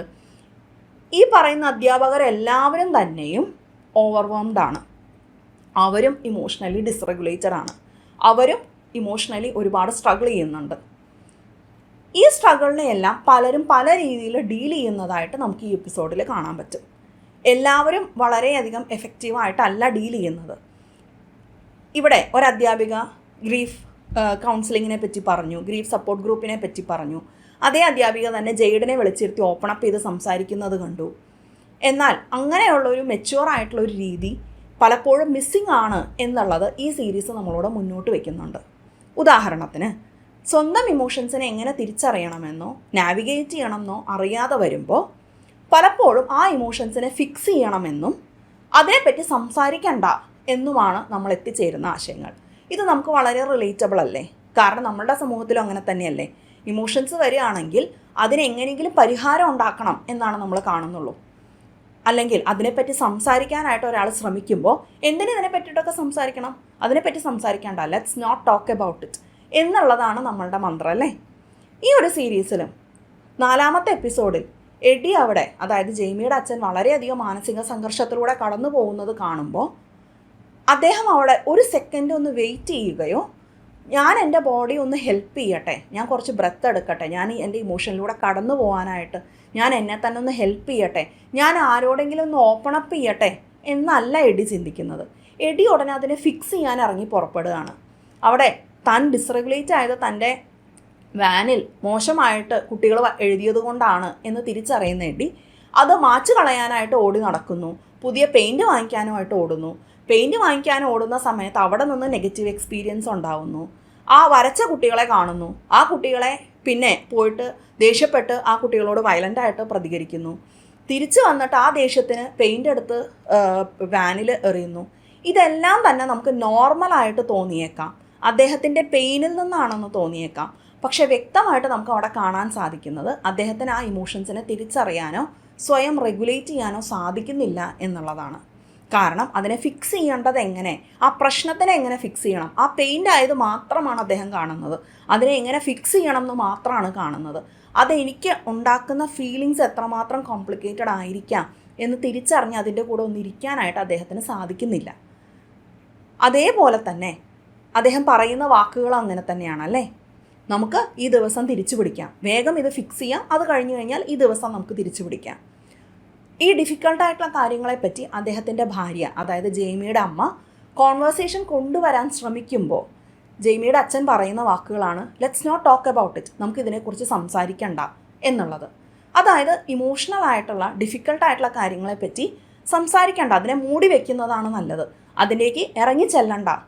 ഈ ഒരു മനോഭാവം തന്നെയല്ലേ നേരത്തെ പറഞ്ഞ ഇമോഷണൽ നെഗ്ലക്റ്റിന് കാരണം നമുക്കതിലൂടെ നാവിഗേറ്റ് ചെയ്യാനായിട്ട് വേണ്ട സ്കിൽസ് ഇല്ല എന്ന് മാത്രമല്ല, അതിനെപ്പറ്റി അതിലേക്ക് കടക്കുന്നത് ഏത് വിധേനയും ഒഴിവാക്കണം എന്നുള്ള മൈൻഡ് സെറ്റ് നമുക്കുണ്ടല്ലേ. അതുകൊണ്ട് തന്നെ നമുക്ക് ഇത്തരം ഡിഫിക്കൽട്ടായിട്ടുള്ള കാര്യങ്ങളിലൂടെ നാവിഗേറ്റ് ചെയ്യേണ്ടതായിട്ട് വരുമ്പോൾ പലപ്പോഴും നമ്മൾ ഉപയോഗിക്കുന്ന പല ഡിഫെൻസുകളും നമുക്ക് ബുദ്ധിമുട്ടുണ്ടാക്കുന്നത് തന്നെയാണ്. നമ്മുടെ കൾച്ചറിലേക്ക് വരുമ്പോൾ തന്നെ ഒരാൺകുട്ടി സങ്കടപ്പെടുമ്പോൾ അല്ലെങ്കിൽ പേടി പ്രകടിപ്പിക്കുമ്പോൾ അവൻ കേൾക്കേണ്ടി വരുന്ന കുത്തുവാക്കുകൾ എന്തെല്ലാമാണ്? അയ്യേ നീ ഒരു ആൺകുട്ടിയായിട്ട് പേടിക്കേ, അയ്യേ നീ ഒരു ആൺകുട്ടിയായിട്ട് കരയേ, നിനക്ക് നാണമില്ലല്ലോ, അല്ലേ, ആണായിട്ട് അതിനെ നേരിടണ്ടേ, ആണത്വത്തോടു കൂടി അതിനെ നേരിടണ്ടേ എന്നായിരിക്കാം അവൻ കേൾക്കുന്നത്. അല്ലേ, നീ ഒരാണല്ലേ എന്നായിരിക്കാം ആ കുട്ടി കേൾക്കുന്നത്. ഇങ്ങനെ കേൾക്കുന്ന ആ കുട്ടി പഠിക്കുന്നത് എന്താണ്? ആ ഇമോഷൻ പൊട്ടയാണെന്നും ആ ഇമോഷനെ ഫേസ് ചെയ്യണ്ട എന്നുമാണ്, അല്ലേ. അതുകൊണ്ട് തന്നെ ആ ഇമോഷൻ വരുമ്പോൾ അതിനെ എങ്ങനെ ഡീൽ ചെയ്യണം, എങ്ങനെ അതിലൂടെ നാവിഗേറ്റ് ചെയ്യണം, എങ്ങനെ കമ്മ്യൂണിക്കേറ്റ് ചെയ്യണം, അതിനെക്കുറിച്ച് എങ്ങനെ ഷെയർ ചെയ്യണമെന്നും ഈ ആൺകുട്ടികൾക്ക് മനസ്സിലാവാതെ പോവുകയല്ലേ. ഇനി പെൺകുട്ടികളിലേക്ക് വരുമ്പോൾ ഒരു പെൺകുട്ടി ദേഷ്യം പ്രകടിപ്പിക്കുകയാണെങ്കിൽ, നേരത്തെ ജെയ്ഡ് അവിടെ ദേഷ്യപ്പെടുന്നത് പോലെ ദേഷ്യം പ്രകടിപ്പിക്കുകയാണെങ്കിൽ നമുക്ക് എന്താണ് ആ പെൺകുട്ടിയെ പറ്റി തോന്നുക? നമ്മുടെ കൾച്ചറലി അവളൊരു തൻ്റേടിയാണ്, ധിക്കാരിയാണ് എന്നൊക്കെയല്ലേ, സ്റ്റബേണാണ്, ഇത്തരം ലേബലുകളാണ് നമ്മൾ ആ പെൺകുട്ടിക്ക് കൊടുക്കുക, അല്ലേ. അവിടെ പെൺകുട്ടി ആയിക്കഴിഞ്ഞാൽ കരയാണ്, പേടിക്കുകയാണെന്നുണ്ടെങ്കിലോ അപ്പോൾ നമുക്ക് അവളെ സപ്പോർട്ട് ചെയ്യാം, കുഴപ്പമില്ല എന്നുള്ളൊരു ഫീലിങ്ങും വരുന്നുണ്ട്.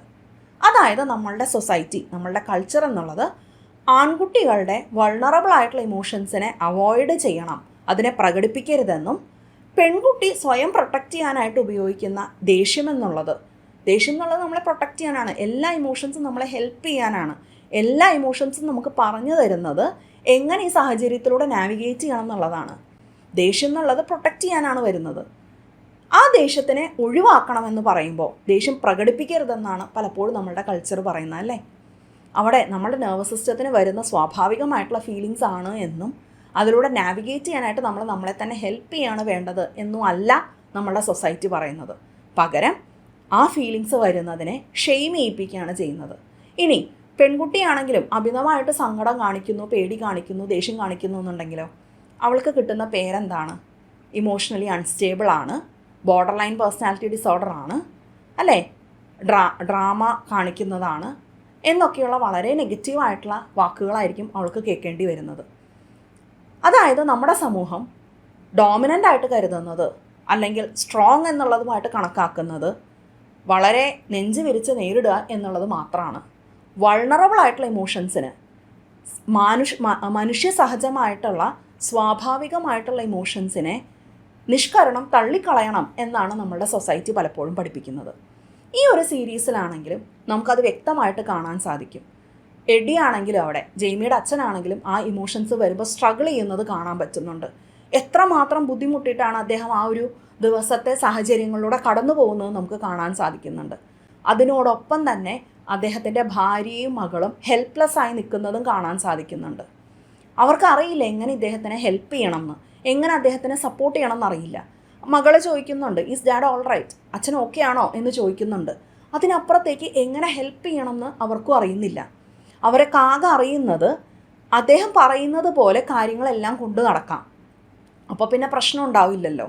അവരവിടെ വളരെയധികം ഭയക്കുന്നുണ്ട് ജെയ്മിയുടെ അച്ഛൻ എഡി അവിടെ ഒരു പൊട്ടിത്തെറിയിലേക്ക് പോകുമോ എന്ന്.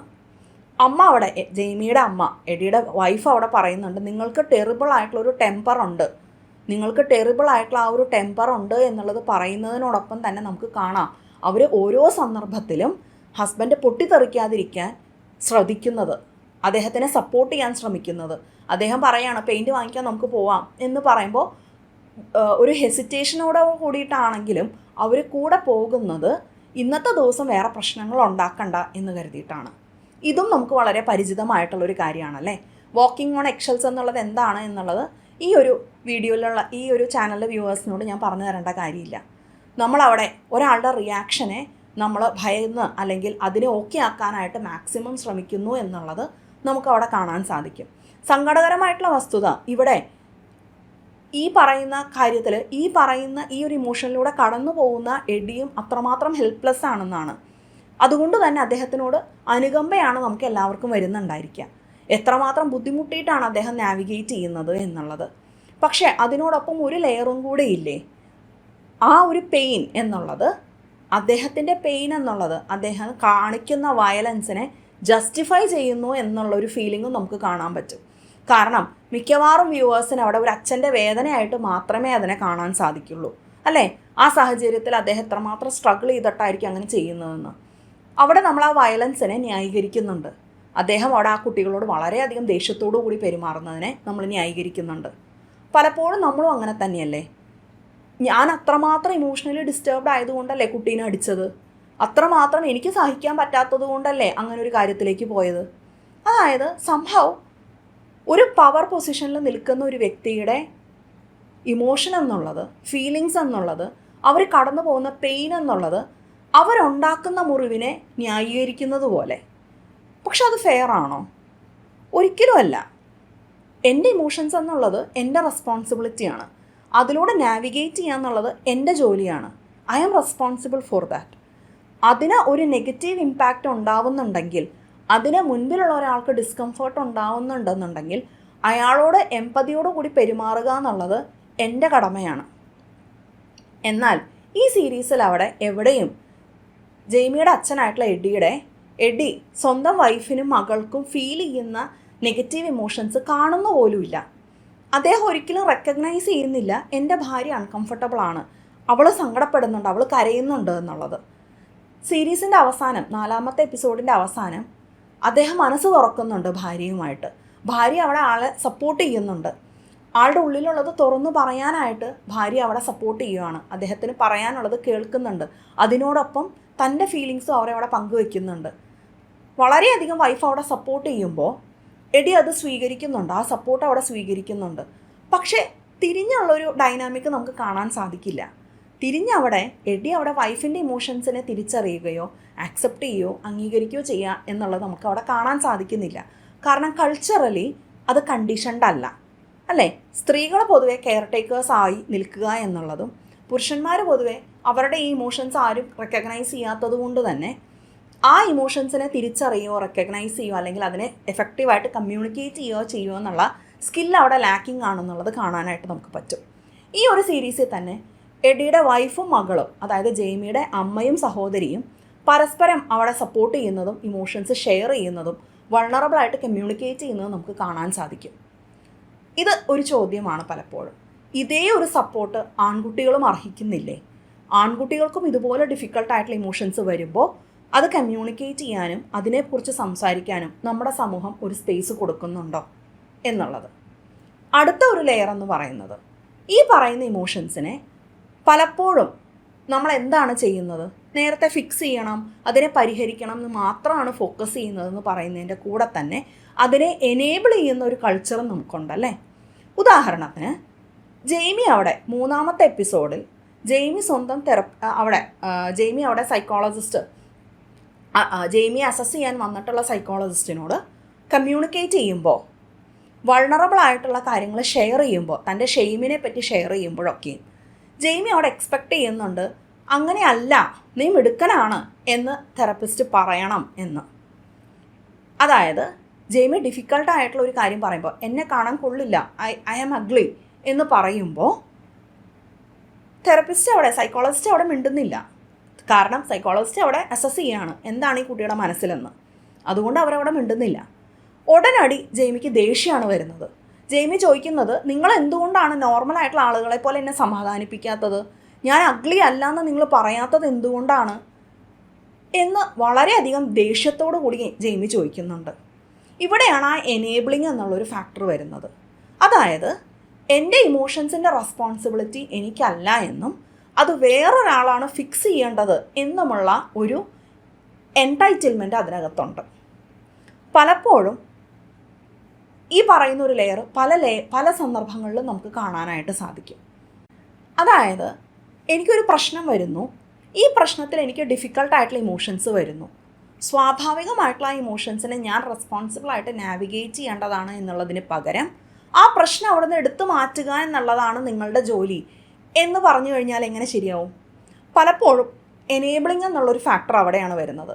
എനിക്ക് ഇമോഷണലി ബുദ്ധിമുട്ടുണ്ടാക്കുന്നതൊന്നും നിങ്ങൾ ക്രിയേറ്റ് ചെയ്യരുത് എന്നുള്ള ഒരു നിബന്ധന എവിടെയൊക്കെയോ നിൽക്കുന്നതായിട്ട് നമുക്ക് കാണാൻ സാധിക്കും. അതുകൊണ്ട് തന്നെ എനിക്ക് എൻ്റെ ഷെയിമിനെ പ്രൊട്ടക്റ്റ് ചെയ്യേണ്ടത് ഞാനല്ല, നിങ്ങളാണ് എന്നുള്ള രീതിയിൽ നമ്മളുടെ സമൂഹത്തിൽ തന്നെ അത് വളരെ കോമൺ ആയിട്ട് നമുക്ക് കാണാൻ പറ്റും അല്ലേ. അതായത് പൊതുവെ വീട്ടിലിപ്പോൾ കുറച്ച് ദേഷ്യപ്പെടുന്ന ആൾക്കാരുണ്ടെന്ന് കരുതാം. ചുറ്റുള്ള ആൾക്കാർ എങ്ങനെയിരിക്കും, ആളെ ദേഷ്യപ്പെടുത്തരുത് കേട്ടോ, ആളെ വെറുതെ ഒന്നും പറയണ്ട, ഒന്നും പറഞ്ഞ ആൾക്ക് പ്രശ്നം ഉണ്ടാക്കണ്ട, ഇനിയിപ്പോൾ ആൾക്ക് പ്രശ്നമാണെങ്കിൽ തന്നെ നീ അതങ്ങോട്ട് സമ്മതിച്ചു കൊടുത്തേക്ക്, കുട്ടിയെ കരയിപ്പിക്കണ്ട, നീ അതങ്ങോട്ട് സമ്മതിച്ചു കൊടുത്തേക്ക്, വെറുതെ എന്തിനാണ് കുട്ടിയെ കരയിപ്പിക്കുന്നത്, അല്ലെങ്കിൽ എന്തിനാണ് അവനെ ദേഷ്യപ്പെടുത്തുന്നത്, അവൻ പറയുന്ന അങ്ങോട്ട് ചെയ്തു കൊടുത്താൽ പോരെ. ഈ ഡയലോഗ് നമുക്ക് വളരെയധികം പരിചിതമാണല്ലേ. അതായത് ഇമോഷൻസ് വരികയാണെന്നുണ്ടെങ്കിൽ സംഹൗ അതിനെ നമ്മൾ ഫേസ് ചെയ്യാതെ പ്രൊട്ടക്റ്റ് ചെയ്യേണ്ടത് ചുറ്റിലുമുള്ള ആൾക്കാരുടെ ജോലിയാണ് എന്നുള്ളത് പോലെ. എഡി ആണെങ്കിലും അത് ഭാര്യയിൽ നിന്നും മകളിൽ നിന്നും ആഗ്രഹിക്കുന്നുണ്ട്. ജെയ്മി ആണെങ്കിലും സൈക്കോളജിസ്റ്റിൽ നിന്ന് അത് ആഗ്രഹിക്കുന്നുണ്ട്. ജെയ്മിക്ക് അവിടെ ദേഷ്യമാണ് വരുന്നത്, നിങ്ങൾ എന്തുകൊണ്ട് എന്നെ സപ്പോർട്ട് ചെയ്യുന്നില്ല, നിങ്ങൾ എന്തുകൊണ്ട് ഞാൻ പറയുന്നതാണ് ശരി എന്ന് പറയുന്നില്ല എന്ന്. ഇവിടെയെല്ലാം തന്നെ നമുക്ക് ആ ഒരു എനേബിളിങ്ങിൻ്റെ ലെയർ കാണാൻ സാധിക്കും.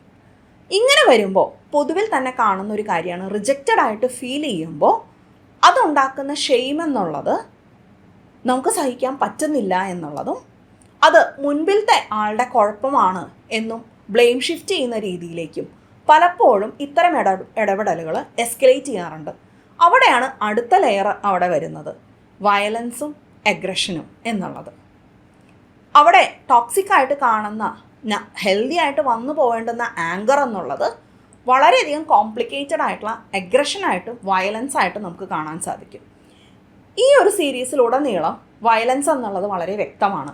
ഏറ്റവും തുടക്കത്തിൽ വളരെയധികം വയലൻ്റായിട്ട് വീട്ടിൽ അതിക്രമിച്ച് കയറുന്ന അല്ലെങ്കിൽ വീട്ടിൽ കയറി വരുന്ന പോലീസുകാരിൽ നിന്ന് തുടങ്ങി ഈ ഒരു കൊലപാതകം എന്നുള്ളതിൽ നിന്ന് മാത്രമല്ല അതിലൂടെയും രണ്ടാമത്തെ എപ്പിസോഡിൽ സ്കൂളിൽ കാണുന്ന വിഷയങ്ങളിൽ കാണുന്ന ബുള്ളിയിങ്ങും കളിയാക്കലുകളും പരിഹസിക്കലുകളും തുടങ്ങി ഇൻസ്റ്റാഗ്രാമിലൂടെ കേറ്റി അവിടെ ജെയ്മിയെ ബുള്ളി ചെയ്തു എന്നുള്ള റിയാലിറ്റി, അതിൽ നിന്നും എല്ലാം തന്നെ മൂന്നാമത്തെ എപ്പിസോഡിൽ അവിടെ ജെയ്മി അവിടെ ജയിലിൽ വെച്ച് അല്ലെങ്കിൽ റിട്ടൻഷൻ സെൻറ്ററിൽ വെച്ച് മറ്റ് അന്തേവാസികളുമായിട്ട് വയലൻ്റായി അടികൂടുന്നു എന്നുള്ളതും, നാലാമത്തെ എപ്പിസോഡിൽ എഡിക്ക് അവിടെ ഷെയിമായിട്ട് ഫീൽ ചെയ്യുമ്പോൾ don't you dare loaf at me എന്ന് പറഞ്ഞുകൊണ്ട് ഒരു കുട്ടിയുടെ കോളറിന് കുത്തിപ്പിടിച്ചുകൊണ്ട് വയലൻ്റ് ആവുന്ന എഡിയും.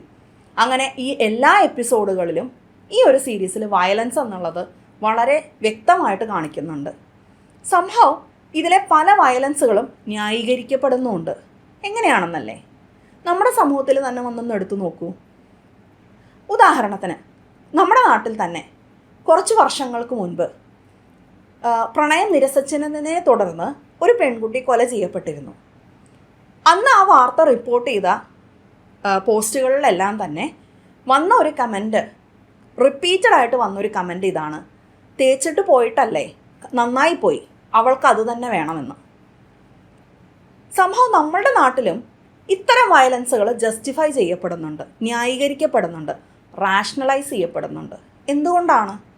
അവിടെ എവിടെയോ എൻ്റെ ഇമോഷൻസ് മുറിപ്പെടുകയാണെങ്കിൽ എനിക്ക് വയലൻ്റ് ആവാനായിട്ടുള്ള അർഹതയുണ്ട്. എനിക്കവിടെ എൻ്റെ ഫീലിങ്സ് മുറിപ്പെടുകയാണെങ്കിൽ നിങ്ങളുടെ സേഫ്റ്റി എടുത്തു മാറ്റാനായിട്ടുള്ള അധികാരം എനിക്കുണ്ട് എന്നുള്ളൊരു എൻടൈറ്റിൽമെൻറ്റ് എവിടെയൊക്കെയോ നമ്മുടെ സമൂഹത്തിൽ സ്ട്രോങ് ആയിട്ട് നിൽക്കുന്നുണ്ട്. ഈ സീരീസിലും പല പല കോൺവെർസേഷനിലും ഈ ഒരു ന്യായീകരണം നമുക്ക് കാണാൻ പറ്റും. ജെയ്മി അവിടെ ഒരിക്കലും സമ്മതിക്കുന്നില്ല ഞാൻ അവിടെ തെറ്റ് ചെയ്തു, ഞാൻ ചെയ്തത് തെറ്റാണ്, കേറ്റിയെ ദാരുണമായിട്ട് ഞാൻ കൊല ചെയ്തത് തെറ്റാണ്, എൻ്റെ മിസ്റ്റേക്കാണ് എന്ന് ജെയ്മി അവിടെ ഒരിക്കലും അംഗീകരിക്കുന്നില്ല. പകരം നിരന്തരം ജെയ്മി അവിടെ ഡിനൈ ചെയ്യുകയാണ്. ഡിനയലിലേക്കാണ് ജെയ്മി പോകുന്നത്. ജെയ്മി അവിടെ കൊല ചെയ്തത് മാത്രമല്ല, വേറെയും പല പല കാര്യങ്ങൾ ഡിനൈ ചെയ്യുന്നുണ്ട്. ഉദാഹരണത്തിന് ജെയ്മി അവിടെ ഫോട്ടോ, കേറ്റിയുടെ ഫോട്ടോ നോക്കിയപ്പോൾ എല്ലാവരും കേറ്റിയുടെ ഫോട്ടോ നോക്കിയപ്പോൾ, അല്ലെങ്കിൽ ജെയ്മി ആ ഫോട്ടോ കണ്ടു എന്നുള്ളത് സൈക്കോളജിസ്റ്റിനോട് തുറന്നു പറയുമ്പോൾ സൈക്കോളജിസ്റ്റ് ചോദിക്കുന്നുണ്ട്, നിങ്ങളങ്ങനെ കണ്ടു എന്നുള്ളത് കേറ്റിക്ക് ഫീൽ ചെയ്ത് കാണില്ലേ, കേറ്റിക്ക് അതെങ്ങനെ ഫീൽ ചെയ്ത് കാണും എന്ന്. ഉടനടി ജെയ്മി പറയുന്നത് എല്ലാവരും കണ്ടല്ലോ എന്നാണ്. അതേപോലെ അവിടെ കേറ്റിയെ കൊലപ്പെടുത്തിയതുമായിട്ട് ബന്ധപ്പെട്ട് സംസാരം വന്നു കഴിഞ്ഞപ്പോൾ ജെയ്മി അവിടെ പറയുന്ന കാര്യമാണ്, ഞാനായതുകൊണ്ട് കത്തി കാണിച്ച് അവളുടെ ദേഹത്ത് ഞാൻ തൊട്ടില്ല.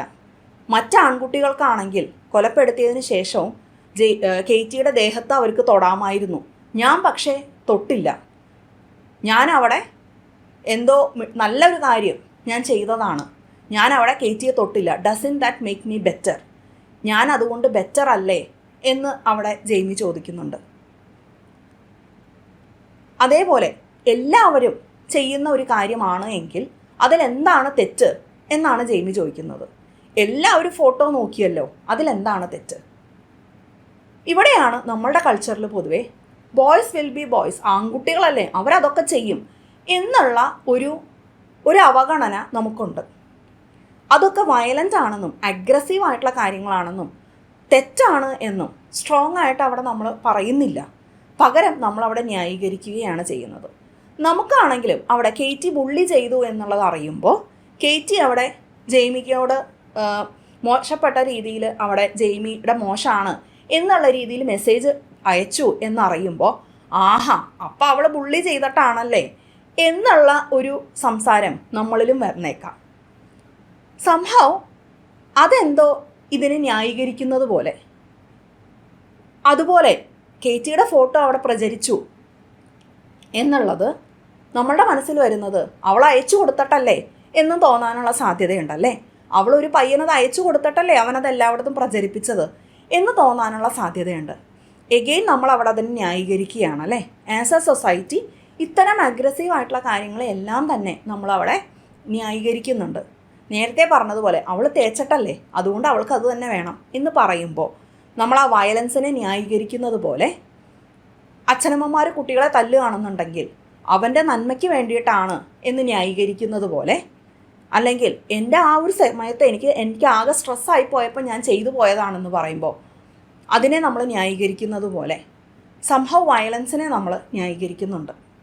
ഇവിടെ ജെയ്മി ആണെങ്കിലും സൈക്കോളജിസ്റ്റിനോട് വാലിഡേഷൻ സീക്ക് ചെയ്യുന്നുണ്ട്. സൈക്കോളജിസ്റ്റിനോട് ജെയ്മി ചോദിക്കുന്നുണ്ട്, നിങ്ങൾക്കും അറിയുന്നില്ലേ അവളൊരു ബുള്ളിങ് ആയിട്ടുള്ളൊരു ബിച്ചാണെന്ന് നിങ്ങൾക്ക് മനസ്സിലാക്കാൻ പറ്റുന്നില്ലേ എന്ന് ചോദിക്കുമ്പോൾ സംഭവം ഞാൻ ചെയ്ത കൊലപാതകത്തിന് അതൊരു ന്യായീകരണമാണ് എന്ന് ജെയ്മി വിശ്വസിക്കുന്നുണ്ട്. ജെയ്മി അത് ചോദിക്കുന്നുണ്ട്, നിങ്ങൾക്കും തോന്നുന്നില്ലേ അവൾ ബുള്ളി ചെയ്തിട്ടാണ് എന്ന്. അവിടെ സൈക്കോളജിസ്റ്റ് പറയുന്നുണ്ട്, നീ എന്തെല്ലാം ക്ലെയിം ചെയ്താലും ഈ വ്യക്തി ഇന്ന് ജീവിച്ചിരിപ്പില്ല എന്നുള്ളത് നീ മനസ്സിലാക്കുന്നുണ്ടോ? ബീയിങ് ഡെഡ് എന്ന് പറഞ്ഞാൽ എന്താണെന്ന് നിനക്ക് തിരിച്ചറിയാൻ പറ്റുന്നുണ്ടോ എന്ന് സൈക്കോളജിസ്റ്റ് അവിടെ ചോദിക്കുന്നുണ്ട്. ഒരാൾ ബുള്ളി ചെയ്തൊരു മെസ്സേജ് അയച്ചു എന്ന് കരുതി കൊലപ്പെടുത്തുന്നതിന് അതൊരു കാരണമാണോ എന്ന് നമ്മളോട് ഓരോരുത്തരോടും, അല്ലെങ്കിൽ ഇതിനെയൊക്കെ റാഷണലൈസ് ചെയ്യുന്ന നമ്മളുടെ സമൂഹത്തിനോട് തന്നെയാണ് അവരത് ചോദിക്കുന്നത്. പക്ഷെ നമുക്ക് ആ കൺസെപ്റ്റ് അത്ര അധികം കിട്ടണമെന്നില്ല. കാരണം ഈ ഡിനയലിന് നമ്മളും ഒരു പാർട്ടാണ്. നമ്മളും പലതിനെയും റാഷണലൈസ് ചെയ്യുന്നുണ്ട്. ഉദാഹരണത്തിന് നിൻ്റെ നന്മയ്ക്ക് വേണ്ടിയിട്ടാണ് ഞാൻ അടിച്ചത് എന്ന് ഒരമ്മ പറയുമ്പോൾ സംഭവം ആ ഇൻറ്റൻഷൻ എന്നുള്ളത് അതിൻ്റെ ഇമ്പാക്റ്റിനെ നെഗേറ്റ് ചെയ്യുന്നു എന്ന് നമ്മൾ കരുതുന്നുണ്ട്. അതായത് നന്മയ്ക്ക് വേണ്ടി, ആ ഒരു നല്ല ഇൻറ്റൻഷന് വേണ്ടിയിട്ടാണ് ഞാൻ അടിച്ചത് എന്ന് പറയുമ്പോൾ അതുണ്ടാക്കുന്ന ഇമ്പാക്റ്റ്, അതുണ്ടാക്കുന്ന മാനസിക പ്രയാസം, അതുണ്ടാക്കുന്ന പ്രോബ്ലം സാരമില്ല, അത് അണ്ടർസ്റ്റുഡ് ആണ് എന്ന് നമ്മൾ ന്യായീകരിക്കുന്നില്ലേ? അങ്ങനെയാണെങ്കിൽ എഡിയുടെ അച്ഛൻ ബെൽറ്റ് കൊണ്ട് നിരന്തരം ഉപദ്രവിച്ച, നിരന്തരം അടിച്ച ഓർമ്മ എഡി 4ാമത്തെ എപ്പിസോഡിൽ പങ്കുവെക്കുമ്പോൾ നമുക്ക് അവിടെ വിഷമം തോന്നുന്ന കാര്യം എന്താണ്? അവിടെ ആ ഇമ്പാക്റ്റിനെ പറ്റിയിട്ടാണ് എഡി പറയുന്നത് അല്ലേ? നമുക്കത് വിഷമം ഉണ്ടാക്കുന്നുണ്ട്. അവിടെ എഡിയുടെ അച്ഛൻ നന്മയ്ക്ക് വേണ്ടിയിട്ടാണ് അടിച്ചത് എന്ന് പറയുന്നത് ഒരു ന്യായീകരണമാണോ? ഒരിക്കലുമല്ല. അതായത് നമ്മളുടെ ഇൻറ്റൻഷൻ എത്ര നല്ലതായാലും ഇമ്പാക്റ്റ് എന്നുള്ളത് അവിടെ നമ്മൾ ഫോക്കസ് ചെയ്യേണ്ടുന്നൊരു കാര്യമാണ്. ഇൻറ്റൻഷൻ എന്ത് തന്നെയാണെങ്കിലും, നന്മയ്ക്കാണെങ്കിലും എന്ത് തന്നെയാണെങ്കിലും ഇമ്പാക്റ്റ് എന്നുള്ളത് ഒരിക്കലും മറന്നു കളയാൻ പാടില്ലാത്തൊരു കാര്യമാണ്. അതേപോലെ ജെയ്മി അവിടെ പറയുമ്പോൾ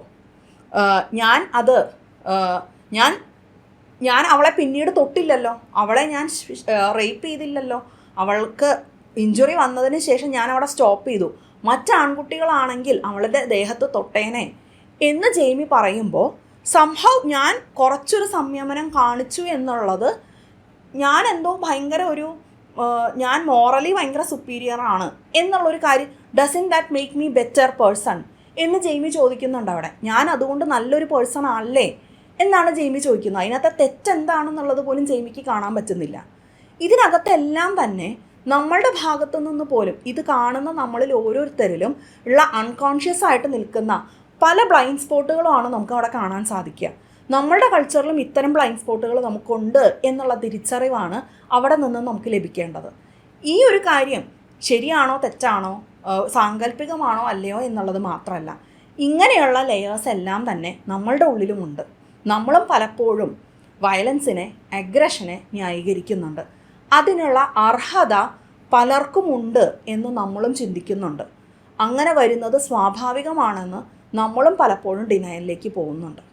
അങ്ങനെ നോക്കുമ്പോൾ 2 തരം അധ്യാപകരെയും 2ാമത്തെ എപ്പിസോഡിൽ ഈ സീരീസ് നമുക്ക് കാണിച്ചു തരുന്നുണ്ട്. ഈ 2 അധ്യാപകരും, ഈ സ്കൂളിൽ പഠിപ്പിക്കുന്ന മിസ്റ്റർ മർഫിയും മിസ്റ്റർ മാലിക് എന്ന് പറയുന്ന 2 അധ്യാപകരും, ഒരാൾ യെല്ല് ചെയ്യുന്നുണ്ട്, ദേഷ്യപ്പെടുന്നുണ്ട്, ഷൗട്ട് ചെയ്യുന്നുണ്ട്. മറ്റേ അധ്യാപകൻ കാണുമ്പോഴേ നമുക്കറിയാം ആൾ തോന്നുമ്പോൾ ക്ലാസ്സിൽ വരുന്നു, തോന്നുമ്പോൾ പോകുന്നു. ഇത് കാണുന്ന ഡിറ്റക്റ്റീവ് അവിടെ തോന്നുമ്പോൾ ക്ലാസ്സിൽ വരികയും പോവുകയും ചെയ്യുന്ന അധ്യാപകനെ മാത്രമാണ് മോശക്കാരനായിട്ട് കാണുന്നുള്ളൂ. അയാൾ എന്താ ചെയ്യുന്നത്? ഇവിടെ കുട്ടികൾ ആരെങ്കിലും പഠിക്കുന്നുണ്ടോ? ഈ അധ്യാപകൻ കണ്ടില്ലേ, വരുമ്പോൾ തോന്നുമ്പോൾ വരുന്നു, തോന്നുമ്പോൾ പോകുന്നു, എന്താണിത് എന്ന് ചോദിക്കുന്നുണ്ട്. അവിടെ ഷൗട്ട് ചെയ്യുന്ന, യെല്ല് ചെയ്യുന്ന, അഗ്രസീവായിട്ട് പെരുമാറുന്ന അധ്യാപകർ നമുക്കൊരു പ്രോബ്ലമായിട്ട് തോന്നുന്നില്ല. ഈ വീഡിയോ കാണുന്ന നിങ്ങളിൽ ഓരോരുത്തർക്കും അങ്ങനെ തന്നെ തോന്നാൻ തന്നെയാണ് സാധ്യത. അത് അങ്ങനെയല്ലേ കുട്ടികളെ നിയന്ത്രിക്കേണ്ടത്? അതിലെന്താ തെറ്റ്? അധ്യാപകരാകുമ്പോൾ കുറച്ച് ദേഷ്യപ്പെട്ടെന്നിരിക്കും. അവിടെയും നമ്മൾ ആ വയലൻസ് എന്നുള്ളതും അഗ്രഷൻ എന്നുള്ളതിനെയും നമ്മൾ അനുവദിച്ചു കൊടുക്കുകയാണ് എന്ന് നമ്മൾ മറന്നു പോകുന്നുണ്ട്. പലപ്പോഴും അതാണ് വേണ്ടത് എന്ന് നമ്മൾ കാണുന്നു. ഇവിടെ പലപ്പോഴും നമ്മൾ കാണുന്ന അടുത്തൊരു ലെയറാണ്, ചിലതിനെ നമ്മൾ വീക്കായിട്ടും കണക്കാക്കുന്നുണ്ട്, ചിലതിനെ നമ്മൾ നല്ലതായിട്ടും കണക്കാക്കുന്നുണ്ട്.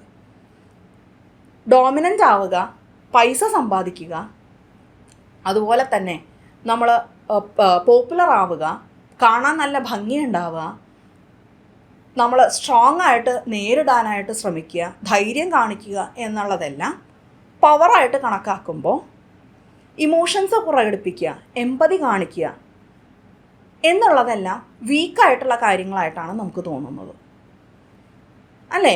നമ്മളുടെ ഉള്ളിൽ തന്നെ നോക്കിയാൽ അറിയാം, സ്ട്രോങ് ആവുക എന്ന് പറഞ്ഞാൽ ഇമോഷൻസ് പ്രകടിപ്പിക്കാത്ത ആളാണ് എന്നും, സങ്കടപ്പെടുന്ന ഒരു വ്യക്തി വീക്കാണ് എന്നും അല്ലേ നമ്മളുടെ മനസ്സിൽ വരിക. അതായത് എവിടെയൊക്കെയോ ഈ ഒരു ഹൈറാർക്കിയെ നമ്മളും മനസ്സിൽ കൊണ്ട് നടക്കുന്നുണ്ട്. പലതിനെയും വീക്കറായിട്ട് നമ്മളും കാണുന്നു, പവർഫുള്ളായിട്ട് നമ്മളും കാണുന്നു. ഈ വയലൻസ് ആൻഡ് അഗ്രഷൻ എന്നുള്ള രീതിയിൽ കാണുമ്പോൾ ഈ ഒരു ഹൈറാർക്കി നമുക്ക് വ്യക്തതയോടുകൂടി കാണാൻ സാധിക്കും. വീക്കായി തോന്നുന്ന കുട്ടികളെ ബുള്ളി ചെയ്യാനുള്ള അവകാശം ചില കുട്ടികൾക്കുണ്ടെന്നും, അവർ ബുള്ളി ചെയ്യുന്നത് വഴി തൻ്റെ ആധിപത്യം സ്ഥാപിക്കുകയും അവിടെ പോപ്പുലർ ആണ് എന്നുണ്ടെങ്കിൽ ഞാൻ ആ ഹൈറാർക്കിയിൽ മുകളിലാണ് എന്നും പറയാതെ തന്നെ ഈ 2ാമത്തെ എപ്പിസോഡിൽ പല കുട്ടികളും മുന്നോട്ട് വയ്ക്കുന്നുണ്ട്. നമ്മളുടെ ഒക്കെ ഉള്ളിൽ തന്നെയുള്ള സാമൂഹികമായിട്ട് നിലനിൽക്കുന്ന ഈ ഒരു ഹൈറാർക്കി കുട്ടികൾ അവിടെ പ്രകടിപ്പിക്കുന്നു എന്നേ ഉള്ളൂ. ഇത് കുട്ടികളുടെ പ്രോബ്ലമായിട്ട് എനിക്ക് തോന്നുന്നില്ല, നമ്മുടെ സൊസൈറ്റിയുടെ പ്രോബ്ലമാണത്. ഇതിൽ കാണിക്കുന്ന ജെയ്ഡ് ആണെങ്കിലും അതെ, അതേപോലെ റയാൻ ആണെങ്കിലും അതെ, പോപ്പുലാരിറ്റിയെക്കുറിച്ച് സംസാരിക്കുന്നുണ്ട്. ജെയ്ഡ് അവിടെ ആഡത്തിനെ പറ്റി സഹതാപത്തോടു കൂടി പറയുന്നുണ്ട്. ആഡത്തിന് നിങ്ങളുടെ നല്ല ചീക്ക് ബോൺസ് കിട്ടിയില്ലല്ലോ, അവൻ അതുകൊണ്ട് സഫർ ചെയ്യുന്നുണ്ട് എന്നും. അതേപോലെ റയാൻ അവിടെ ഡിറ്റക്റ്റീവിനോട് പറയുന്നുണ്ട്, നിങ്ങൾ പോപ്പുലർ ആയിരുന്നില്ലേ, നിങ്ങൾക്ക് ഗേൾസിനോടൊക്കെ നന്നായിട്ട് ഇടപെടാനൊക്കെ പറ്റുമായിരുന്നില്ലേ എന്ന്. ആ ഒരു ഹൈറാർക്കിയിൽ നിൽക്കുന്നത് നമുക്ക് നമ്മളുടെ സമൂഹത്തിൽ വളരെയധികം റിലേറ്റ് ചെയ്യാൻ പറ്റും. സംഭവം ഈ ഒരു ഹൈറാർക്കിയിൽ മുകളിൽ നിൽക്കാൻ തന്നെയല്ലേ നമ്മളെല്ലാവരോടും പറയുന്നത്, നീ നന്നായി പഠിക്കണം, ഉയർന്ന ജോലി വാങ്ങിക്കണം, നല്ല സ്റ്റാറ്റസിൽ എത്തണം, നല്ല ഇതിലേക്ക് എത്തണം, എന്താ പറയുക, പൈസ നേടണം, അല്ലെങ്കിൽ വേറെ പ്രശ്നങ്ങളുണ്ടെന്ന് ആരെയും അറിയിക്കരുത്, നമ്മളുടെ പ്രശ്നങ്ങൾ നമ്മൾ അറിഞ്ഞാൽ മതി, വൾണറബിൾ ആയിട്ടുള്ള കാര്യങ്ങൾ നമ്മൾ പുറമേ പറയാൻ പാടില്ല എന്നിങ്ങനെയുള്ള കൺസെപ്റ്റുകൾ നമ്മളുടെ കൾച്ചറിലും ഉണ്ടല്ലേ. അതുകൊണ്ട് തന്നെ സംഭവം പവറിൽ നിൽക്കുക എന്നുള്ളത് തന്നെയാണ് നമ്മൾ നല്ലതായിട്ട് കാണുന്നത്. വീക്കായിട്ട് നിൽക്കുന്ന ഒരാളോട് നെഗറ്റീവായിട്ട് എനിക്ക് എന്തും പറയാമെന്നും പവറിൽ നിൽക്കുന്നത് തന്നെയാണ് ഇമ്പോർട്ടൻ്റ് ആയത് എന്നുള്ളത് നമ്മൾ കാണുന്നുണ്ട്. നമ്മളുടെ സിനിമകൾ തന്നെ എടുത്തു നോക്കൂ. നായകൻ ഉശിരോടുകൂടി അധികാരത്തോടു കൂടി പവർ കാണിച്ചുകൊണ്ട് മാസ്സായിട്ടുള്ളൊരു ഡയലോഗ് പറഞ്ഞ് വില്ലനെ ഇടിച്ച് പപ്പടമാക്കി കഴിഞ്ഞു കഴിഞ്ഞാൽ അതിനെ കൈയടിക്കാൻ നമ്മളെല്ലാവരും ഉണ്ട്. അവിടെ ആ നായകൻ്റെ പവറിലാണ് അതിലാണ് നമുക്ക് വളരെയധികം അപ്രീസിയേഷൻ തോന്നുന്നത്. വൾണറബിൾ ആയിട്ടുള്ള നായകൻ എന്നുള്ളത് നമുക്ക് അവിടെ അത്ര നല്ലതായിട്ട് തോന്നാറില്ല. ഈ ഒരു കൺസെപ്റ്റിൽ നിന്നുകൊണ്ട് തന്നെയാണ് ജെയ്മി അവിടെ സംസാരിക്കുന്നത്. കേറ്റി അവിടെ വളരെയധികം വീക്കായിട്ട് നിൽക്കുന്ന, വൾണറബിളായിട്ട് നിൽക്കുന്ന സമയമാണ് അവളുടെ ഫോട്ടോ പ്രചരിച്ച സമയം.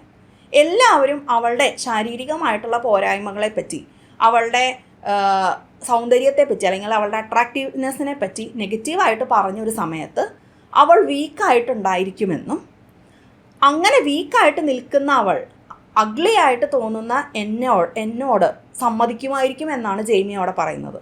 അല്ലാതെ എനിക്ക് അവളോട് സ്നേഹമുള്ളതുകൊണ്ടോ അവളോട് റെസ്പെക്റ്റ് ഉള്ളതുകൊണ്ടോ ആസ് എ പേഴ്സൺ ഞാൻ അവളെ വിലമതിക്കുന്നു എന്നുള്ളത് കൊണ്ടോ അല്ല ജെയ്മി അവിടെ കേറ്റിയോട് ഇഷ്ടമാണ് എന്ന് പറയുന്നത്. ഇവിടെ എനിക്ക് എന്നെപ്പറ്റി തന്നെ വളരെ മോശം ഫീലിങ്സാണ്. ഞാൻ വിശ്വസിക്കുന്നു ഞാൻ അഗ്ലിയാണെന്ന്. എനിക്ക് എന്നെപ്പറ്റി തന്നെ ഒരുപാട് ഷെയിമുണ്ട്. അപ്പം ഞാൻ ഓൾറെഡി വീക്കായിട്ടാണ് നിൽക്കുന്നത്. സോ മുൻപിലുള്ള ഒരാൾ അതിനേക്കാളും വീക്കായിട്ട് നിൽക്കുകയാണെങ്കിൽ I have A better chance എന്നുള്ള കാൽക്കുലേഷനാണ് ജെയ്മി അവിടെ പറയുന്നത്. ഈ കാൽക്കുലേഷനെ ജെയ്മി ഞാൻ ക്ലെവർ അല്ലേ, ഞാൻ ക്ലെവറായിട്ടല്ലേ അത് ചെയ്തത് എന്ന് സൈക്കോളജിസ്റ്റിനോട് ചോദിക്കുന്നുമുണ്ട്. ഇവിടെ എവിടെയാണ് ഇമോഷൻസിന് പ്രാധാന്യം, എമ്പതിക്ക് ഇവിടെ എവിടെയാണ് പ്രാധാന്യം? അപ്പോൾ സംഭവം ഇങ്ങനെയുള്ള കൺസെപ്റ്റുകളെല്ലാം തന്നെ കുട്ടികളും ഇൻറ്റേർണലൈസ് ചെയ്യുന്നുണ്ടല്ലേ. നമ്മളുടെ കൾച്ചറിൽ നമ്മുടെ സിനിമകൾ കാണുമ്പോൾ മിക്കവാറും നായകൻ അവിടെ സ്വയം മിടുക്കനാവുന്നത് കൂടെ നിൽക്കുന്ന, വീക്കായിട്ട് നിൽക്കുന്ന, പലപ്പോഴും നായകൻ്റെ സുഹൃത്ത് ആയി നിൽക്കുന്ന അല്ലെങ്കിൽ സന്തത സഹചാരിയായി നിൽക്കുന്ന ആൾ ചിലപ്പോൾ ഇത്തിരി വീക്കായിട്ടുള്ള ഒരാളെ ആയിരിക്കാം കാണിക്കുന്നത്. അത്ര തന്നെ കാണാൻ ഭംഗിയില്ലാത്ത, ചിലപ്പോൾ അത്ര തന്നെ ബുദ്ധിയില്ലാത്ത, അല്ലെങ്കിൽ അത്ര തന്നെ ക്ലെവർ അല്ലാത്ത ഒരാളെ ആയിരിക്കാം. അയാളെ പറ്റി അയാളുടെ മേലെ കുതിര കയറിക്കൊണ്ടാണ് നായകൻ പലപ്പോഴും ഞാൻ മാസാണെന്ന് കാണിക്കുന്നുണ്ടായിരിക്കുക. ഇങ്ങനെയുള്ളതെല്ലാം നമ്മളുടെ കൾച്ചറിലും വളരെ കോമൺ ആണ്. സംഭവം ഇതും നോർമലാണ് എന്ന് നമ്മൾ ആക്സെപ്റ്റ് ചെയ്തിട്ടുള്ള കാര്യങ്ങളാണ്. ഇങ്ങനെയുള്ള വയലൻസ് പോലും സ്വാഭാവികമാണെന്നും ചോദ്യം ചെയ്യാനൊന്നും ഇല്ലയെന്നും ആക്സെപ്റ്റ് ചെയ്തിട്ടുള്ള ഒരു സമൂഹത്തിലാണ് നമ്മൾ വളരുന്നത്, നമ്മുടെ കുട്ടികൾ വളരുന്നത്.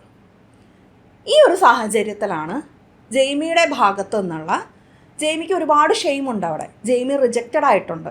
ജെയ്മിയുടെ അച്ഛന് ജെയ്മിയെ പറ്റി ഷെയിമാണുള്ളത് എന്ന് ജെയ്മി ഇൻറ്റേർണലൈസ് ചെയ്തിട്ടുണ്ട്. കാരണം ഞാൻ മാൻലി ആയിട്ടുള്ള സ്പോർട്സിൽ അടിപൊളിയല്ല, എന്നെ കാണാൻ അത്ര സൂപ്പറല്ല എന്നൊക്കെയുള്ള ഷെയിം ജെയ്മിക്കുണ്ട്. ജെയ്മി വേദനയോടുകൂടി പറയുന്നുണ്ട്, ഞാൻ എൻ്റെ അച്ഛൻ്റെ മുഖത്തേക്ക് നോക്കിയപ്പോൾ, ഞാൻ സ്പോർട്സിൽ തോറ്റുകൊണ്ടിരിക്കുമ്പോൾ എല്ലാവരും എന്നെ പരിഹസിക്കുമ്പോൾ ഞാൻ അച്ഛൻ്റെ മുഖത്തേക്ക് നോക്കിയപ്പോൾ അച്ഛൻ എൻ്റെ മുഖത്ത് നോക്കിയില്ല, അച്ഛൻ തിരിഞ്ഞിരുന്ന് കളഞ്ഞു. ജെയ്മി അത് വളരെ വേദനയോട് കൂടിയിട്ട് പറയുമ്പോൾ ഷെയിമാണ് അവിടെ. എൻ്റെ അച്ഛൻ എന്നോട് അഷെയിംഡ് ആയിരുന്നു എന്നാണ് ജെയ്മി പറയുന്നത്. ഇവിടെയും അത് തെറപ്പിസ്റ്റിനോട്, സൈക്കോളജിസ്റ്റിനോട് പങ്കുവെക്കുമ്പോൾ ജെയ്മി എക്സ്പെക്റ്റ് ചെയ്യുന്നത്, ഇല്ല മോനെ, നിൻ്റെ അച്ഛന് നിന്നെ പറ്റിയിട്ട് അഭിമാനമായിരുന്നു, നീ വിഷമിക്കണ്ട എന്ന് സൈക്കോളജിസ്റ്റ് പറയും എന്നാണ് ജെയ്മി പ്രതീക്ഷിക്കുന്നത്. അവിടെ സൈക്കോളജിസ്റ്റിനോട് ജെയ്മി അത് തുറന്ന് ചോദിക്കുന്നുണ്ട്, നിങ്ങൾ അങ്ങനെയല്ലേ പറയേണ്ടതെന്ന്. സൈക്കോളജിസ്റ്റ് അവിടെ ചോദിക്കുന്നുണ്ട്, അങ്ങനെയാണെങ്കിൽ അത് കള്ളം പറയുന്നതായിരിക്കില്ലേ എന്ന്. ജെയ്മി അവിടെ പറയുന്നത് അല്ല, അത് കള്ളം പറയുന്നതല്ല, കാരണം അത് നോർമലായിട്ടാണ് ജെയ്മിക്ക് തോന്നുന്നത്. നമുക്കാണെങ്കിലും അത് നോർമലായിട്ട് തോന്നാമല്ലേ, നമുക്കും തോന്നാം. അവിടെ ആ കുട്ടിയെ സമാധാനിപ്പിക്കുകയല്ലേ ചെയ്യേണ്ടത്, ആ കുട്ടിയോട് പറയേണ്ട അല്ല നിൻ്റെ അച്ഛന് നിന്നോട് ഷെയിമൊന്നും ഇല്ലായിരുന്നു എന്ന്. സംഭവം നേരത്തെ പറഞ്ഞതുപോലെ ആ ഇമോഷൻ അവിടെ നിന്ന് എടുത്തു മാറ്റണം, അതാണ് വേണ്ടത് എന്നുള്ള തെറ്റിദ്ധാരണ നമ്മുടെ ഉള്ളിലുള്ളത് കൊണ്ടാണല്ലേ അത്. ആ ഇമോഷൻ അവിടെ നിന്ന് മാറ്റുക എന്നുള്ളതാണ് നോർമലെന്ന്. അല്ലാതെ ആ ഇമോഷനെ ഫേസ് ചെയ്യാൻ, അതിലൂടെ തരണം ചെയ്യാൻ ആ കുഞ്ഞിനെ ഹെൽപ്പ് ചെയ്യുക, അതിന് വേണ്ടുന്ന സ്കിൽസ് ആ കുഞ്ഞിന് കൊടുക്കുക എന്നുള്ളതല്ല നോർമലായിട്ടുള്ളത് എന്നാണ് നമ്മുടെ ധാരണ. ശരിയാണ്, ജെയ്മിയുടെ അച്ഛൻ അവിടെ അങ്ങനെ ചെയ്യാൻ പാടില്ലായിരുന്നു. ജെയ്മിയെ കൂടെ ചേർത്ത് നിർത്തി സപ്പോർട്ട് ചെയ്യണമായിരുന്നു. എഗെയിൻ നമ്മൾ ആദ്യം പറഞ്ഞ ഇമോഷണൽ നെഗ്ലക്റ്റ് ആണല്ലേ അവിടെ കാണുന്നത്. ജെയ്മിയുടെ ഇമോഷൻ എന്താണെന്ന് ജെയ്മിയുടെ അച്ഛൻ റെക്കഗ്നൈസ് ചെയ്തിട്ടില്ല, അതിനോട് എംപതൈസ് ചെയ്തിട്ടില്ല, അവിടെ ഇമോഷണൽ സപ്പോർട്ട് കൊടുത്തിട്ടില്ല. കൊടുത്തിരുന്നെങ്കിൽ സംഭവം എൻ്റെ അച്ഛൻ എന്നെ ഓർത്ത് അഭിമാനിക്കുന്ന ആളാണെന്നും, അല്ലെങ്കിൽ ഞാൻ ഓക്കെ ആയിട്ടുള്ളൊരു പേഴ്സൺ ആണെന്നും, ഞാൻ നോർമലാണ്, ഞാൻ ഓക്കെയാണ്, കുഴപ്പമില്ലാത്തൊരു പേഴ്സൺ ആണെന്നും ജെയ്മിക്ക് അവിടെ കോൺഫിഡൻസ് കിട്ടിയേനെ. എന്നാൽ അതവിടെ നടന്നിട്ടില്ല. ജെയ്മി അതിൽ നിന്ന് ഇൻറ്റേർണലൈസ് ചെയ്തത് ഞാൻ അഗ്ലിയാണ്, ഞാൻ കഴിവില്ലാത്തവനാണ്, ഞാൻ മോശക്കാരനാണ് എന്നാണ്. നിരന്തരം ജെയ്മി അവിടെ സൈക്കോളജിസ്റ്റിനോട് വാലിഡേഷൻ ചോദിക്കുന്നുണ്ട്, നിങ്ങൾക്ക് എന്ത് തോന്നുന്നു, ഞാൻ ഓക്കെ ആണോ എന്ന്. അവിടെ ജെയ്മി പ്രതീക്ഷിക്കുന്നത് ഇല്ല മോനെ നീ ഓക്കെ ആണ് എന്നുള്ളൊരു എനേബിളിംഗ് ആണ് ജെയ്മി പ്രതീക്ഷിക്കുന്നത്. ഈ എനേബിളിംഗ് പ്രതീക്ഷിക്കുന്നതിനെയാണ് അവിടെ എൻടൈറ്റിൽമെൻ്റ് ആയിട്ട് നമുക്ക് കണക്കാക്കേണ്ടത്. ജെയ്മി എങ്ങനെയാണോ നേരത്തെ പറഞ്ഞതുപോലെ താൻ ചെയ്ത എല്ലാ പ്രശ്നങ്ങളെയും ഡിനൈ ചെയ്യുന്നത്, അതേപോലെ തന്നെ ജെയ്മിക്ക് അവിടെ ഒരു എൻടൈറ്റിൽമെൻ്റ് ഉണ്ട്. എന്താണ്, ഞാൻ ഇങ്ങനെയൊക്കെ തന്നെയാണെങ്കിലും എന്നോട് നിങ്ങളെല്ലാവരും യെസ് പറയണം എന്ന്. ജെയ്മി അവിടെ ദേഷ്യപ്പെട്ട് വയലൻ്റായി തെറപ്പിസ്റ്റിനോട് സൈക്കോളജിസ്റ്റിനോട് പൊട്ടിത്തെറിക്കുമ്പോൾ ചോദിക്കുന്നത്, നീ എന്നെ കൺട്രോൾ ചെയ്യാൻ, നിങ്ങളെന്നെ how dare you control me എന്നാണ്, നിങ്ങൾക്ക് എന്നെ കൺട്രോൾ ചെയ്യാൻ എന്താണ് അധികാരം എന്നാണ്. അവിടെ സൈക്കോളജിസ്റ്റ് അവിടെ റിപ്പീറ്റഡായിട്ട് ക്വസ്റ്റ്യൻസ് ചോദിക്കുമ്പോൾ ജെയ്മി സൈക്കോളജിസ്റ്റിനോട് ചോദിക്കുന്നത്, നിങ്ങൾക്കിതൊക്കെ ചോദിക്കാൻ അധികാരമുണ്ടോ, നിങ്ങൾക്കിത് ചോദിക്കാനായിട്ട് സമ്മതം തന്നിട്ടുണ്ടോ എന്നാണ്. അവസാനം സൈക്കോളജിസ്റ്റ് അവിടെ സംസാരിക്കാതെ ആ കോൺവെർസേഷൻ അവസാനിപ്പിക്കുമ്പോൾ ജെയ്മി അവിടെ ദേഷ്യത്തിൽ പറയുന്നൊരു ഡയലോഗാണ്, don't you dare tell them what I did. ഞാൻ ചെയ്തത് എന്താണെന്ന് അവരോട് നിങ്ങൾ പറയരുത്, ഡോണ്ട് യു ഡെയർ, നിങ്ങൾക്കതിന് ധൈര്യം ഉണ്ടാവരുത് എന്നാണ് ജെയ്മി പറയുന്നത്. വളരെയധികം എൻടൈറ്റിൽഡ് ആയിട്ടാണല്ലേ ജെയ്മി അത് പറയുന്നത്. അപ്പോൾ ജെയ്മിക്ക് അറിയാം താൻ ചെയ്തത് എന്താണെന്നുള്ളത്. അത് പുറത്ത് നിങ്ങൾ പറയാൻ ധൈര്യം കാണിക്കരുത് എന്നുള്ള ഭീഷണിയാണ് ജെയ്മി അവിടെ വയ്ക്കുന്നത്. അങ്ങനെ ഒരു ത്രെട്ട് അല്ലെങ്കിൽ അങ്ങനെ ഒരു എൻടൈറ്റിൽമെൻറ്റ് നമ്മളുടെ സമൂഹത്തിലും കോമൺ ആണല്ലേ. സംഭവം ഈ ഒരു ഷെയിമിനെ പ്രൊട്ടക്റ്റ് ചെയ്യുക എന്നുള്ളത് അല്ലേ. ആൺകുട്ടികളാണെങ്കിലും കുറച്ച് പവറിൽ നിൽക്കുന്ന ആൾക്കാരാണെങ്കിലും, പവറിൽ നിൽക്കുന്ന ആളുകളെന്ന് പറയുമ്പോൾ നമ്മളുടെ മാതാപിതാക്കളായിരിക്കാം, അധ്യാപകരായിരിക്കാം, കുറച്ച് ഉയർന്ന സ്ഥാനത്ത് നിൽക്കുന്നതായിട്ട് നമ്മൾ പെർസീവ് ചെയ്യുന്ന ആൾക്കാരായിരിക്കാം, പുരുഷന്മാർ പൊതുവിൽ തന്നെയായിരിക്കാം. ഇവരുടെ ഒന്നും ഷെയിം നമ്മൾ അലോസരപ്പെടുത്തരുത്, അതിനെ തൊട്ട് നോവിക്കരുത്. ആ ഷെയിമിനെ നമ്മൾ പ്രൊട്ടക്റ്റ് ചെയ്ത് നിൽക്കേണ്ടതാണ് എന്നുള്ളൊരു ധാരണ നമ്മളുടെ സമൂഹത്തിൽ നിൽക്കുന്നില്ലേ. പല സന്ദർഭങ്ങളിലും ജെയ്മി അവിടെ പൊട്ടിത്തെറിക്കുമ്പോൾ അവിടെ ആ സൈക്കോളജിസ്റ്റിനോട് ഒരിക്കൽ പോലും ജെയ്മി അവിടെ അപ്പോളജൈസ് ചെയ്യുന്നില്ല. ഒരിക്കൽ പോലും നിങ്ങളെ ഞാൻ ഹേർട്ട് ചെയ്തതിൽ ഐ എം സോറി എന്ന് പറയുന്നില്ല. അവിടെ ഒരു ഗാർഡ് വരുമ്പോഴാണ് ജെയ്മി അവിടെ തൽക്കാലം അവിടെ നിന്ന് രക്ഷപ്പെടുന്നതിന് വേണ്ടി ഷൗട്ട് ചെയ്തതിന് സോറി എന്ന് മാത്രം പറയുന്നത്. അല്ലാതെ ജെയ്മിക്ക് ഒരിക്കലും അസ്വസ്ഥതയില്ല, മുൻപിലുള്ള ഒരു വ്യക്തിയുടെ ഇമോഷനെ ഞാൻ ഹേർട്ട് ചെയ്തതിൽ ജെയ്മിക്ക് ബുദ്ധിമുട്ടില്ല. അവിടെ ആ വ്യക്തിയുടെ ഹേർട്ട് എന്നുള്ളത് ജെയ്മി കാണുന്നില്ല, അത് റെലവൻ്റ് ആണെന്ന് ജെയ്മിക്ക് തോന്നുന്നില്ല. അതുമാത്രമല്ല, ഒരിക്കൽ അവൻ ഷൗട്ട് ചെയ്യുമ്പോൾ ഒരു ഗാർഡ് കയറി വന്ന് എന്താണ് പ്രശ്നം എന്ന് ചോദിക്കുമ്പോൾ ജെയ്മി അതിനും ഈ സൈക്കോളജിസ്റ്റിനെ കുറ്റപ്പെടുത്തുകയാണ് ചെയ്യുന്നത്. നീ ഒരു സെർവൻറ്റിനെ, ഒരു ക്വീൻ അവിടെ ഒരു സെർവൻറ്റിനെ വിളിക്കുന്നത് പോലെ, ഒരു രാജ്ഞി ഒരു വേലക്കാരനെ വിളിക്കുന്നത് പോലെ നീ വിളിച്ചിട്ടാണ് ആ ഗാർഡ് വന്നത്, നിനക്ക് എന്ത് ധൈര്യമുണ്ട് അങ്ങനെ ചെയ്യാൻ എന്നാണ് ജെയ്മി അവിടെ ദേഷ്യത്തോടു കൂടി ചോദിക്കുന്നത്. അവിടെ എൻ്റെ ബഹളം കൊണ്ടാണ് ഈ ഗാർഡ് വന്നത് എന്നുള്ള ഒരു ബോധമല്ല ജെയ്മിക്കുള്ളത്. ഇവിടെയാണ് ജെയ്മിയുടെ എൻടൈറ്റിൽമെൻ്റ് എന്നുള്ളതും ജെയ്മി എങ്ങനെ സ്ത്രീകളെ കാണുന്നു എന്നുള്ളതും നമുക്ക് കാണാൻ സാധിക്കുന്നത്. കാരണം തുടക്കം മുതൽ തന്നെ ആ സൈക്കോളജിസ്റ്റുമായിട്ടുള്ള ഇൻട്രാക്ഷൻ നോക്കുമ്പോൾ നമുക്ക് കാണാം, ആ ഒരു വീക്ക് ആൻഡ് പവർ എന്നുള്ള ഒരു ഹൈറാർക്കിയിൽ ഈ സൈക്കോളജിസ്റ്റ് എവിടെ നിൽക്കുന്നു എന്നുള്ളത് ജെയ്മി അസസ് ചെയ്യുന്നുണ്ട്. ജെയ്മിയോട് കെയർ കാണിക്കുമ്പോൾ ജെയ്മിയുടെ ഗ്രാൻഡ് മദറിനെ പോലെയാണ് എന്നും, അവിടെ അല്ല യുക്തിപൂർവ്വം ചിന്തിക്കുന്ന ആളാണെന്ന് കാണുമ്പോൾ നിങ്ങൾ ക്ലെവറാണ് എന്നും, എൻ്റെ സഹോദരിയും അതുപോലെ ക്ലെവറാണ് എന്നും, എന്നാൽ എൻ്റെ അമ്മ അങ്ങനെയല്ല, അമ്മ ചെയ്യുന്നതിൽ അത്യാവശ്യം ബാഡായിട്ടുള്ള കാര്യങ്ങളുണ്ട്, അമ്മ ചെയ്യുന്ന കാര്യങ്ങളിലൊക്കെ അത്ര പെർഫെക്റ്റ് ഒന്നുമല്ല, അമ്മയ്ക്ക് ആകെ അറിയുന്നത് കുക്കിംഗ് ആണ് എന്നും ജെയ്മി അവിടെ പറയുന്നുണ്ട്. ഇവിടെ നമുക്ക് ജെയ്മി സ്ത്രീകളെ എങ്ങനെ കാണുന്നു എന്നുള്ളത് നമുക്ക് മനസ്സിലാക്കാൻ പറ്റും. ജെയ്മിയുടെ അമ്മയെ 4ാമത്തെ എപ്പിസോഡിൽ കണ്ടുമുട്ടുമ്പോൾ നമുക്ക് മനസ്സിലാവും അവരത്ര കഴിവില്ലാത്തൊരു സ്ത്രീയല്ല, അവരത്ര വെളിവില്ലാത്തൊരു സ്ത്രീയല്ല, അവർക്ക് നല്ല ധാരണയുണ്ട്. അവരവിടെ സ്വന്തം ഭർത്താവിൻ്റെ അടുത്ത് നമ്മൾ ചെയ്തതിലും തെറ്റുണ്ട് എന്ന് നമ്മൾ അംഗീകരിക്കണം എന്ന് വളരെയധികം പക്വതയോടുകൂടി സംസാരിക്കുന്ന ഒരു വ്യക്തിയാണ്.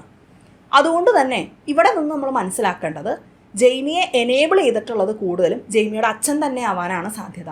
അതുകൊണ്ടാണ് ജെയ്മിക്ക് അവിടെ അച്ഛൻ കരുതലുള്ള ഒരാളാണ് എന്ന് തോന്നുന്നത്. കാരണം ജെയ്മി കൈൻഡ്നെസ് ആയിട്ട് കണക്കാക്കുന്നത് ഈ എനേബിളിങ്ങിനെയാണ്. അവന് തോന്നുന്നത് എന്തും പറയാനും ചെയ്യാനും സമ്മതിക്കുന്ന ആളെയാണ് ജെയ്മി അവിടെ കൈൻഡായിട്ട് കരുതുന്നത്. ആ കൈൻഡ്നെസ് ആണ് ജെയ്മി അവിടെ സൈക്കോളജിസ്റ്റിൽ നിന്ന് എക്സ്പെക്റ്റ് ചെയ്യുന്നത്. സൈക്കോളജിസ്റ്റിനോട് ജെയ്മി പറയുന്ന വാക്ക് നീ ഒരു വേലക്കാരനെ വിളിക്കുന്നത് പോലെ ക്യൂയിൻ വിളിക്കുന്നത് പോലെ വിളിച്ചു എന്ന് പറയുമ്പോൾ മിക്കവാറും അതുകൊണ്ട് അർത്ഥമാക്കുന്നുണ്ടായിരിക്കുക ജെയ്മിയുടെ അമ്മ ജെയ്മിയുടെ അച്ഛനോട് കാര്യങ്ങൾ പറഞ്ഞു കൊടുക്കുന്നത്, ജെയ്മിയുടെ ഭാഗത്തെ കുറവുകൾ പറഞ്ഞു കൊടുക്കുന്നത്. കാരണം ജെയ്മിയുടെ അമ്മ തിരിച്ചറിയുന്നുണ്ട് ജെയ്മിയുടെ അച്ഛന് എങ്ങനെയാണോ ടെറിബിൾ ആയിട്ടുള്ള ഒരു ആങ്കർ ഉള്ളത്, ടെമ്പർ ഉള്ളത്, അതേപോലെ ജെയ്മിക്കുമുണ്ട്, അത് നമ്മൾ തിരുത്തിയിട്ടില്ല എന്ന് ജെയ്മിയുടെ അമ്മ പറഞ്ഞു കൊടുക്കുന്നുണ്ട്. മിക്കവാറും ജെയ്മിയുടെ അമ്മ അത് അച്ഛനോട് പറഞ്ഞു കൊടുക്കുന്നതിനെ ആയിരിക്കണം, അല്ലെങ്കിൽ ജെയ്മിയോട്ട് ഇൻട്രാക്ട് ചെയ്യുന്ന അവൻ്റെ ചെറുപ്പകാലഘട്ടങ്ങളിലെല്ലാം തന്നെ ജെയ്മിയുടെ അമ്മ സത്യം പറയുന്നുള്ള സാഹചര്യങ്ങളെ ആവാം ജെയ്മി ഈ ഒരു സാഹചര്യത്തിൽ അവിടെ സൈക്കോളജിസ്റ്റിലേക്ക് പ്രൊജക്റ്റ് ചെയ്യുന്നത്. അവിടെ അമ്മ പറയുന്നതിനെ അമ്മ സുപ്പീരിയർ ആവാൻ നോക്കുകയാണെന്നും അച്ഛനത് കേൾക്കുകയാണെങ്കിൽ അച്ഛനൊരു വേലക്കാരനാവാൻ സാധ്യതയുണ്ട് എന്നുള്ള ജെയ്മിയുടെ കൺസെപ്റ്റുകളായിരിക്കാം അവിടെ പ്രകടമാവുന്നത്. അത് സീരീസിൽ പറയുന്നില്ലെങ്കിലും അതിനുള്ള സാധ്യത അവിടെയുണ്ട്. അതുകൊണ്ട് തന്നെ ജെയ്മിയെ എനേബിൾ ചെയ്തിട്ടുള്ളത് കൂടുതലും അച്ഛനാണെന്നും അതുകൊണ്ടാണ് അച്ഛൻ കൈൻഡായിട്ടുള്ള ഒരാളാണ് എന്ന് ജെയ്മി പറയുന്നത് എന്നും നമുക്ക് മനസ്സിലാക്കാം. പിന്നീട് ജെയ്മിയുടെ അമ്മ 4ാമത്തെ എപ്പിസോഡിൽ പറയുന്നുണ്ട് നിങ്ങൾ ഒരിക്കലും അത് വിശ്വസിക്കില്ല എന്നവൻ ധരിച്ചിരുന്നിരിക്കും, നിങ്ങൾ അവനെ പ്രൊട്ടക്റ്റ് ചെയ്യും എന്നായിരിക്കും അവൻ ധരിച്ചത് എന്ന് ജെയ്മിയുടെ അമ്മ അവിടെ ജെയ്മിയുടെ അച്ഛനോട് പറയുന്നുണ്ട്. ജെയ്മിയുടെ അച്ഛനെ എത്രമാത്രം ജെയ്മി ട്രസ്റ്റ് ചെയ്തിട്ടുണ്ട് എന്നുള്ളതിൽ അവനെ അത് ചെയ്തിട്ടുണ്ടെന്ന് നിങ്ങൾ വിശ്വസിക്കില്ല എന്നും നിങ്ങൾ അവനെ പ്രൊട്ടക്റ്റ് ചെയ്യും എന്നായിരിക്കും അവൻ ധരിച്ചത് എന്നും പറയുമ്പോൾ ജെയ്മിയെ അച്ഛൻ എനേബിൾ ചെയ്തിട്ടുണ്ട് എന്നുള്ളത് തന്നെയാണ് അമ്മ അവിടെ പറഞ്ഞു വയ്ക്കുന്നത്. അതുതന്നെയാണ് ജെയ്മിയുടെ പെരുമാറ്റങ്ങളിൽ നിന്ന് നമുക്ക് കാണുന്നതും. എനേബിൾ ചെയ്യുന്ന അച്ഛൻ കൈൻഡായിട്ടുള്ള ആളാണെന്നും എനേബിൾ ചെയ്യാത്ത അമ്മ ഒന്നുകിൽ ദുഷ്ട അല്ലെങ്കിൽ വീക്കായിട്ടുള്ള ഒരാൾ എന്നുള്ള രീതിയിലും തന്നെയാണ് ജെയ്മി അവിടെ കാണുന്നത്. അതിനോടുള്ള അവൻ്റെ പ്രതികരണമാണ്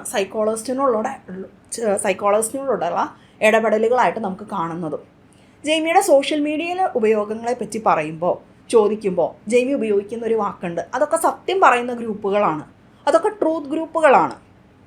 ഈ ഗ്രൂപ്പുകൾ പറയുന്നത് സ്ത്രീകൾക്ക് നമ്മളെ വേണ്ട എന്നും സ്ത്രീകൾ നമ്മളെ കെയർ ചെയ്യുന്നില്ല എന്നുമാണ് പറയുന്നത് എന്നവൻ വിശ്വസിക്കുന്നു.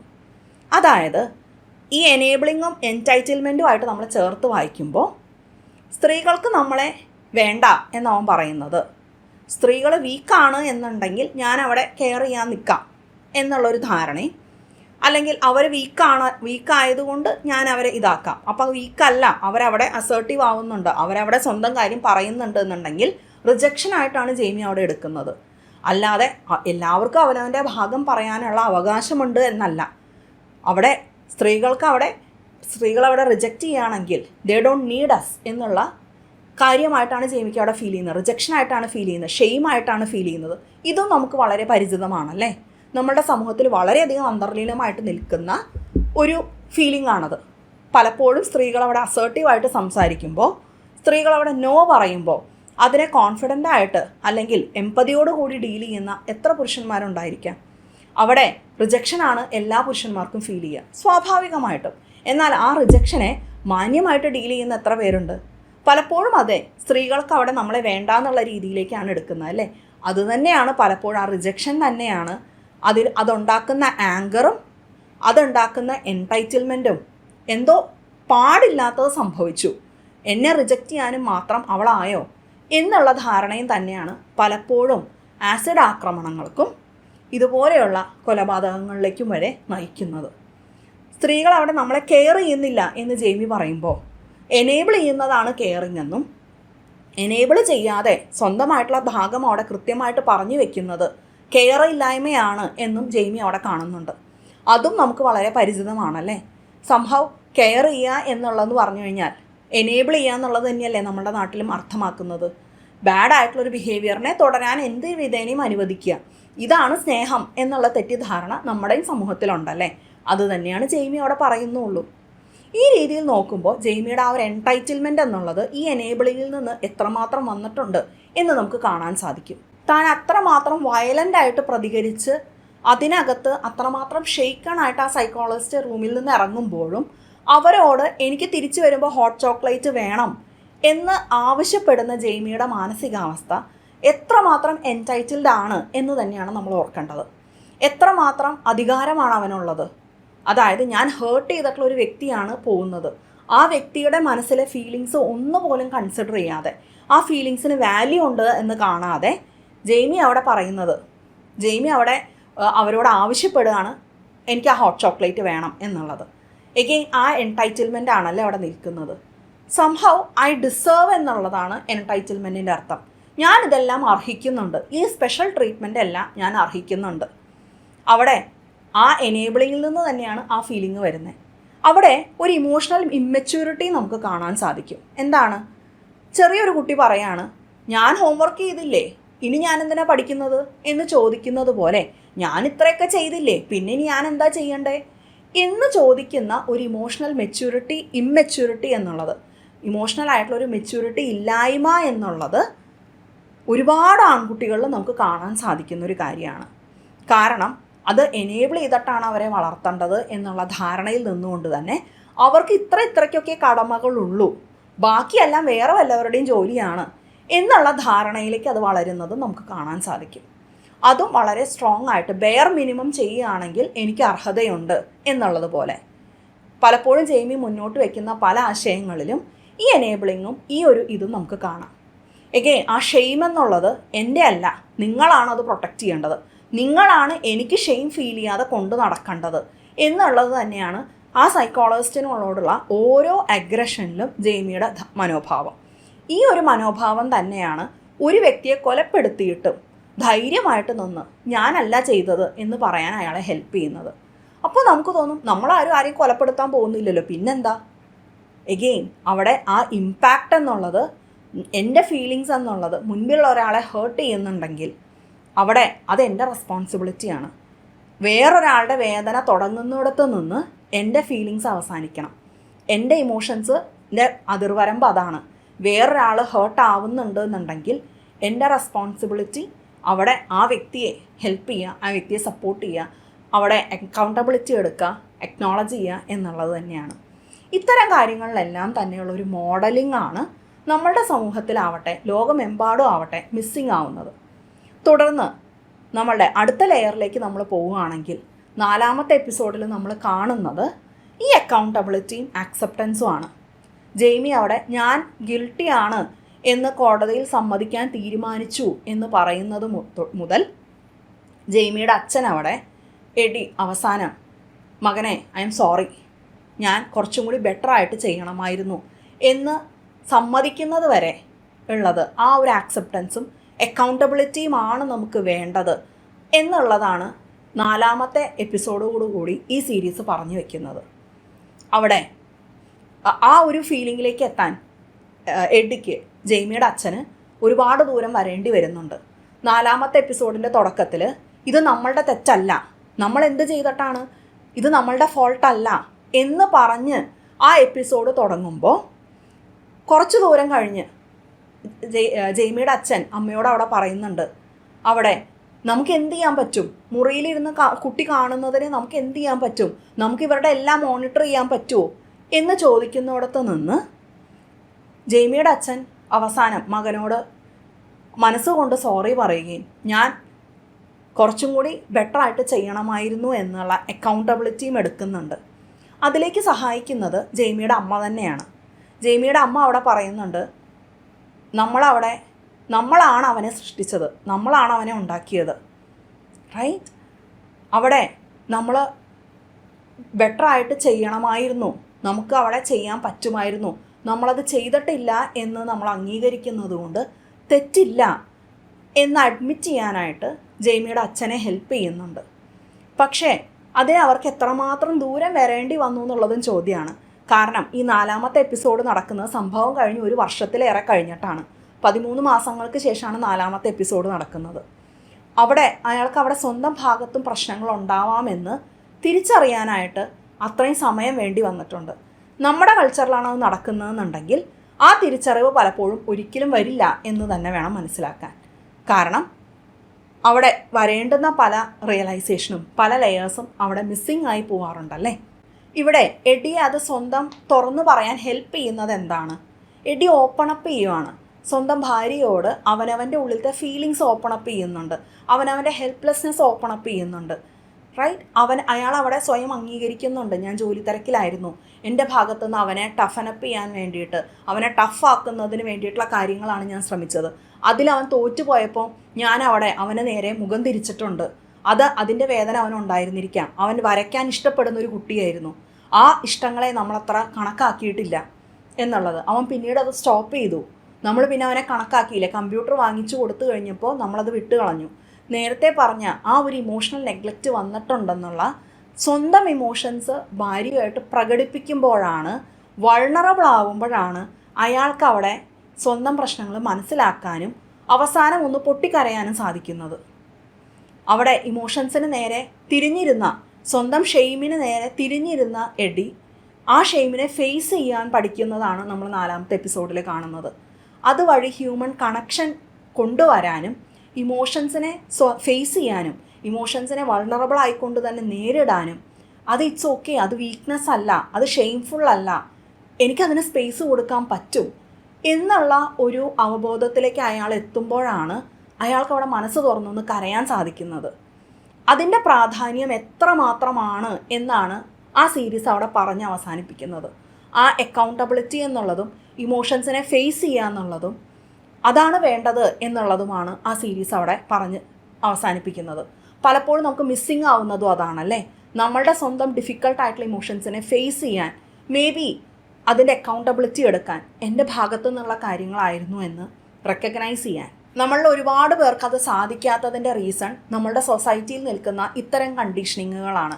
ആൺകുട്ടികളെന്ന് പറഞ്ഞാൽ മാസ്കിന് പിന്നിൽ ഒളിക്കണമെന്നും സ്വന്തം ഹേർട്ട് മറച്ചു വെക്കണമെന്നും സ്വന്തം വീക്ക്നെസ്സുകൾ മറച്ചു വെക്കണമെന്നും, ഷെയിമാണ് അത് പ്രൂവ് ചെയ്യുക എന്നുള്ളതാണ്, ഞാൻ വേർത്തിയാണെന്ന് പ്രൂവ് ചെയ്യുക എന്നുള്ളതാണ് വേണ്ടത് എന്നും പഠിപ്പിക്കുന്ന ഈ ഒരു സമൂഹം അതേപോലെ തന്നെ അവരുടെ ഹേർട്ടും കാണാതെ പോവുകയാണ്. ആൺകുട്ടികൾക്കും വിഷമം ഉണ്ടാവും, പേടിയുണ്ടാവും, ഇമോഷൻസ് ഉണ്ടാവും. It's okay to feel those emotions എന്നുള്ള അനുവാദമാണ് നമ്മളുടെ സമൂഹം കൊടുക്കാത്തത്. അതുതന്നെയാണ് പിന്നീട് ടോക്സിക് ആയിട്ടുള്ളൊരു മാസ്കുലിനിറ്റി എന്നുള്ള രീതിയിൽ വളർന്നു വരുന്നത്.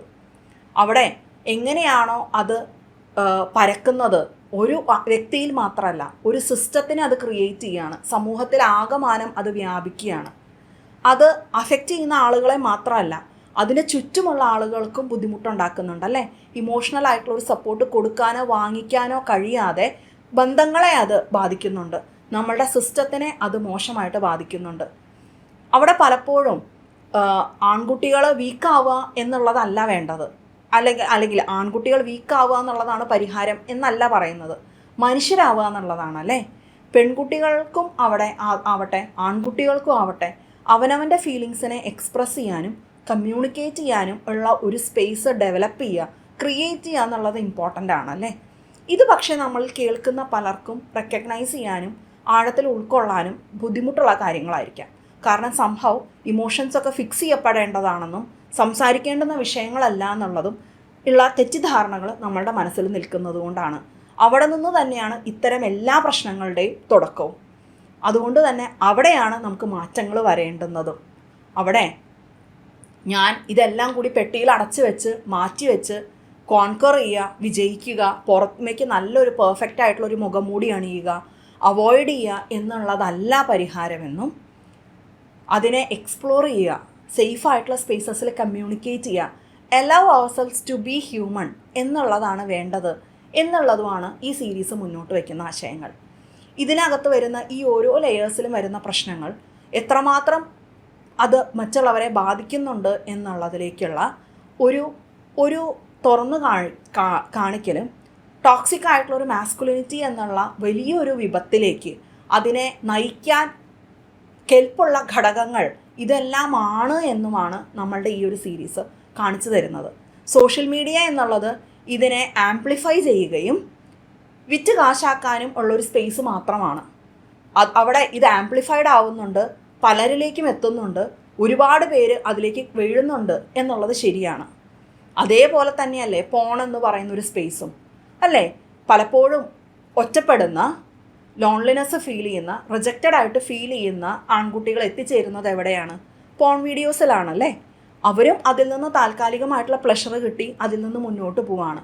അവർക്ക് അവിടെ സ്വന്തം ഉള്ളിലെ കാര്യങ്ങൾ വൾണറബിളായിട്ട് കമ്മ്യൂണിക്കേറ്റ് ചെയ്യാൻ അറിയില്ല, കൺസെൻ്റ് എന്നുള്ള കൺസെപ്റ്റ് അറിയില്ല, തുറന്ന് സംസാരിക്കാൻ അറിയില്ല, എങ്ങനെ കമ്മ്യൂണിക്കേറ്റ് ചെയ്യണം, എങ്ങനെ ഡിഫിക്കൽട്ടായിട്ടുള്ള കോൺവെർസേഷൻസ് മുന്നോട്ട് കൊണ്ടുപോകണം എന്ന് നമുക്കറിയില്ല. പലപ്പോഴും എങ്ങനെയാണ് നമുക്ക് വീക്കായിട്ട് ഫീൽ ചെയ്യുമ്പോഴും ഷെയിമായിട്ട് ഫീൽ ചെയ്യുമ്പോഴും മനുഷ്യത്വത്തോടു കൂടി നിൽക്കേണ്ടത് എന്ന് നമ്മുടെ സമൂഹം പഠിപ്പിക്കുന്നില്ല. നമ്മളവിടെ ഗ്രേസ്ഫുള്ളി തന്നെ ഫെയിൽ ചെയ്യാനും നെഗറ്റീവായിട്ടുള്ള ഫീലിങ്സിനെ ഗ്രേസ്ഫുള്ളി ഉൾക്കൊള്ളാനും ഷെയർ ചെയ്യാനും സാധിക്കുക എന്നുള്ളതും, അതേപോലെ തന്നെ നമ്മൾക്ക് ആ ഒരു ഇമോഷൻസിലൂടെ കടന്നു പോകാൻ നമ്മളെ തന്നെ സഹായിക്കുക എന്നുള്ളതും ഷെയിമിനെ മറച്ചു വെച്ച് ഫിക്സ് ചെയ്യേണ്ടുന്നൊരു കാര്യമല്ല എന്നുള്ളതും, അങ്ങനെയുള്ള ഒരു വൈകാരിക പക്വതയിലേക്ക് തുറന്ന് നമുക്ക് എത്താനും അത് പ്രകടിപ്പിക്കാനും ഉൾക്കൊള്ളാനും സാധിക്കാൻ എല്ലാവർക്കും സാധിക്കട്ടെ എന്നുള്ളതുമാണ് ഈ ഒരു സീരീസ് മുന്നോട്ട് വയ്ക്കുന്നത്. ഈ ഒരു കൺസെപ്റ്റിലേക്ക് എത്താൻ നമുക്ക് ആവട്ടെ ഒരുപാട് ദൂരം മുന്നോട്ട് പോകേണ്ടി വന്നേക്കാം അല്ലേ. എല്ലാവർക്കും അങ്ങനെ ഒരു കാര്യത്തിന് സാധിക്കട്ടെ എന്ന് ആശംസിക്കുന്നു. ഈ ഒരു വീഡിയോ എല്ലാവർക്കും ഉപകാരപ്രദമായിട്ടുണ്ടാവുമെന്ന് വിശ്വസിക്കുന്നു. ഇനിയും അടുത്തൊരു ദിവസം അടുത്തൊരു വീഡിയോയിലൂടെ കാണുന്നവരെ എല്ലാവർക്കും നന്ദി, നമസ്കാരം.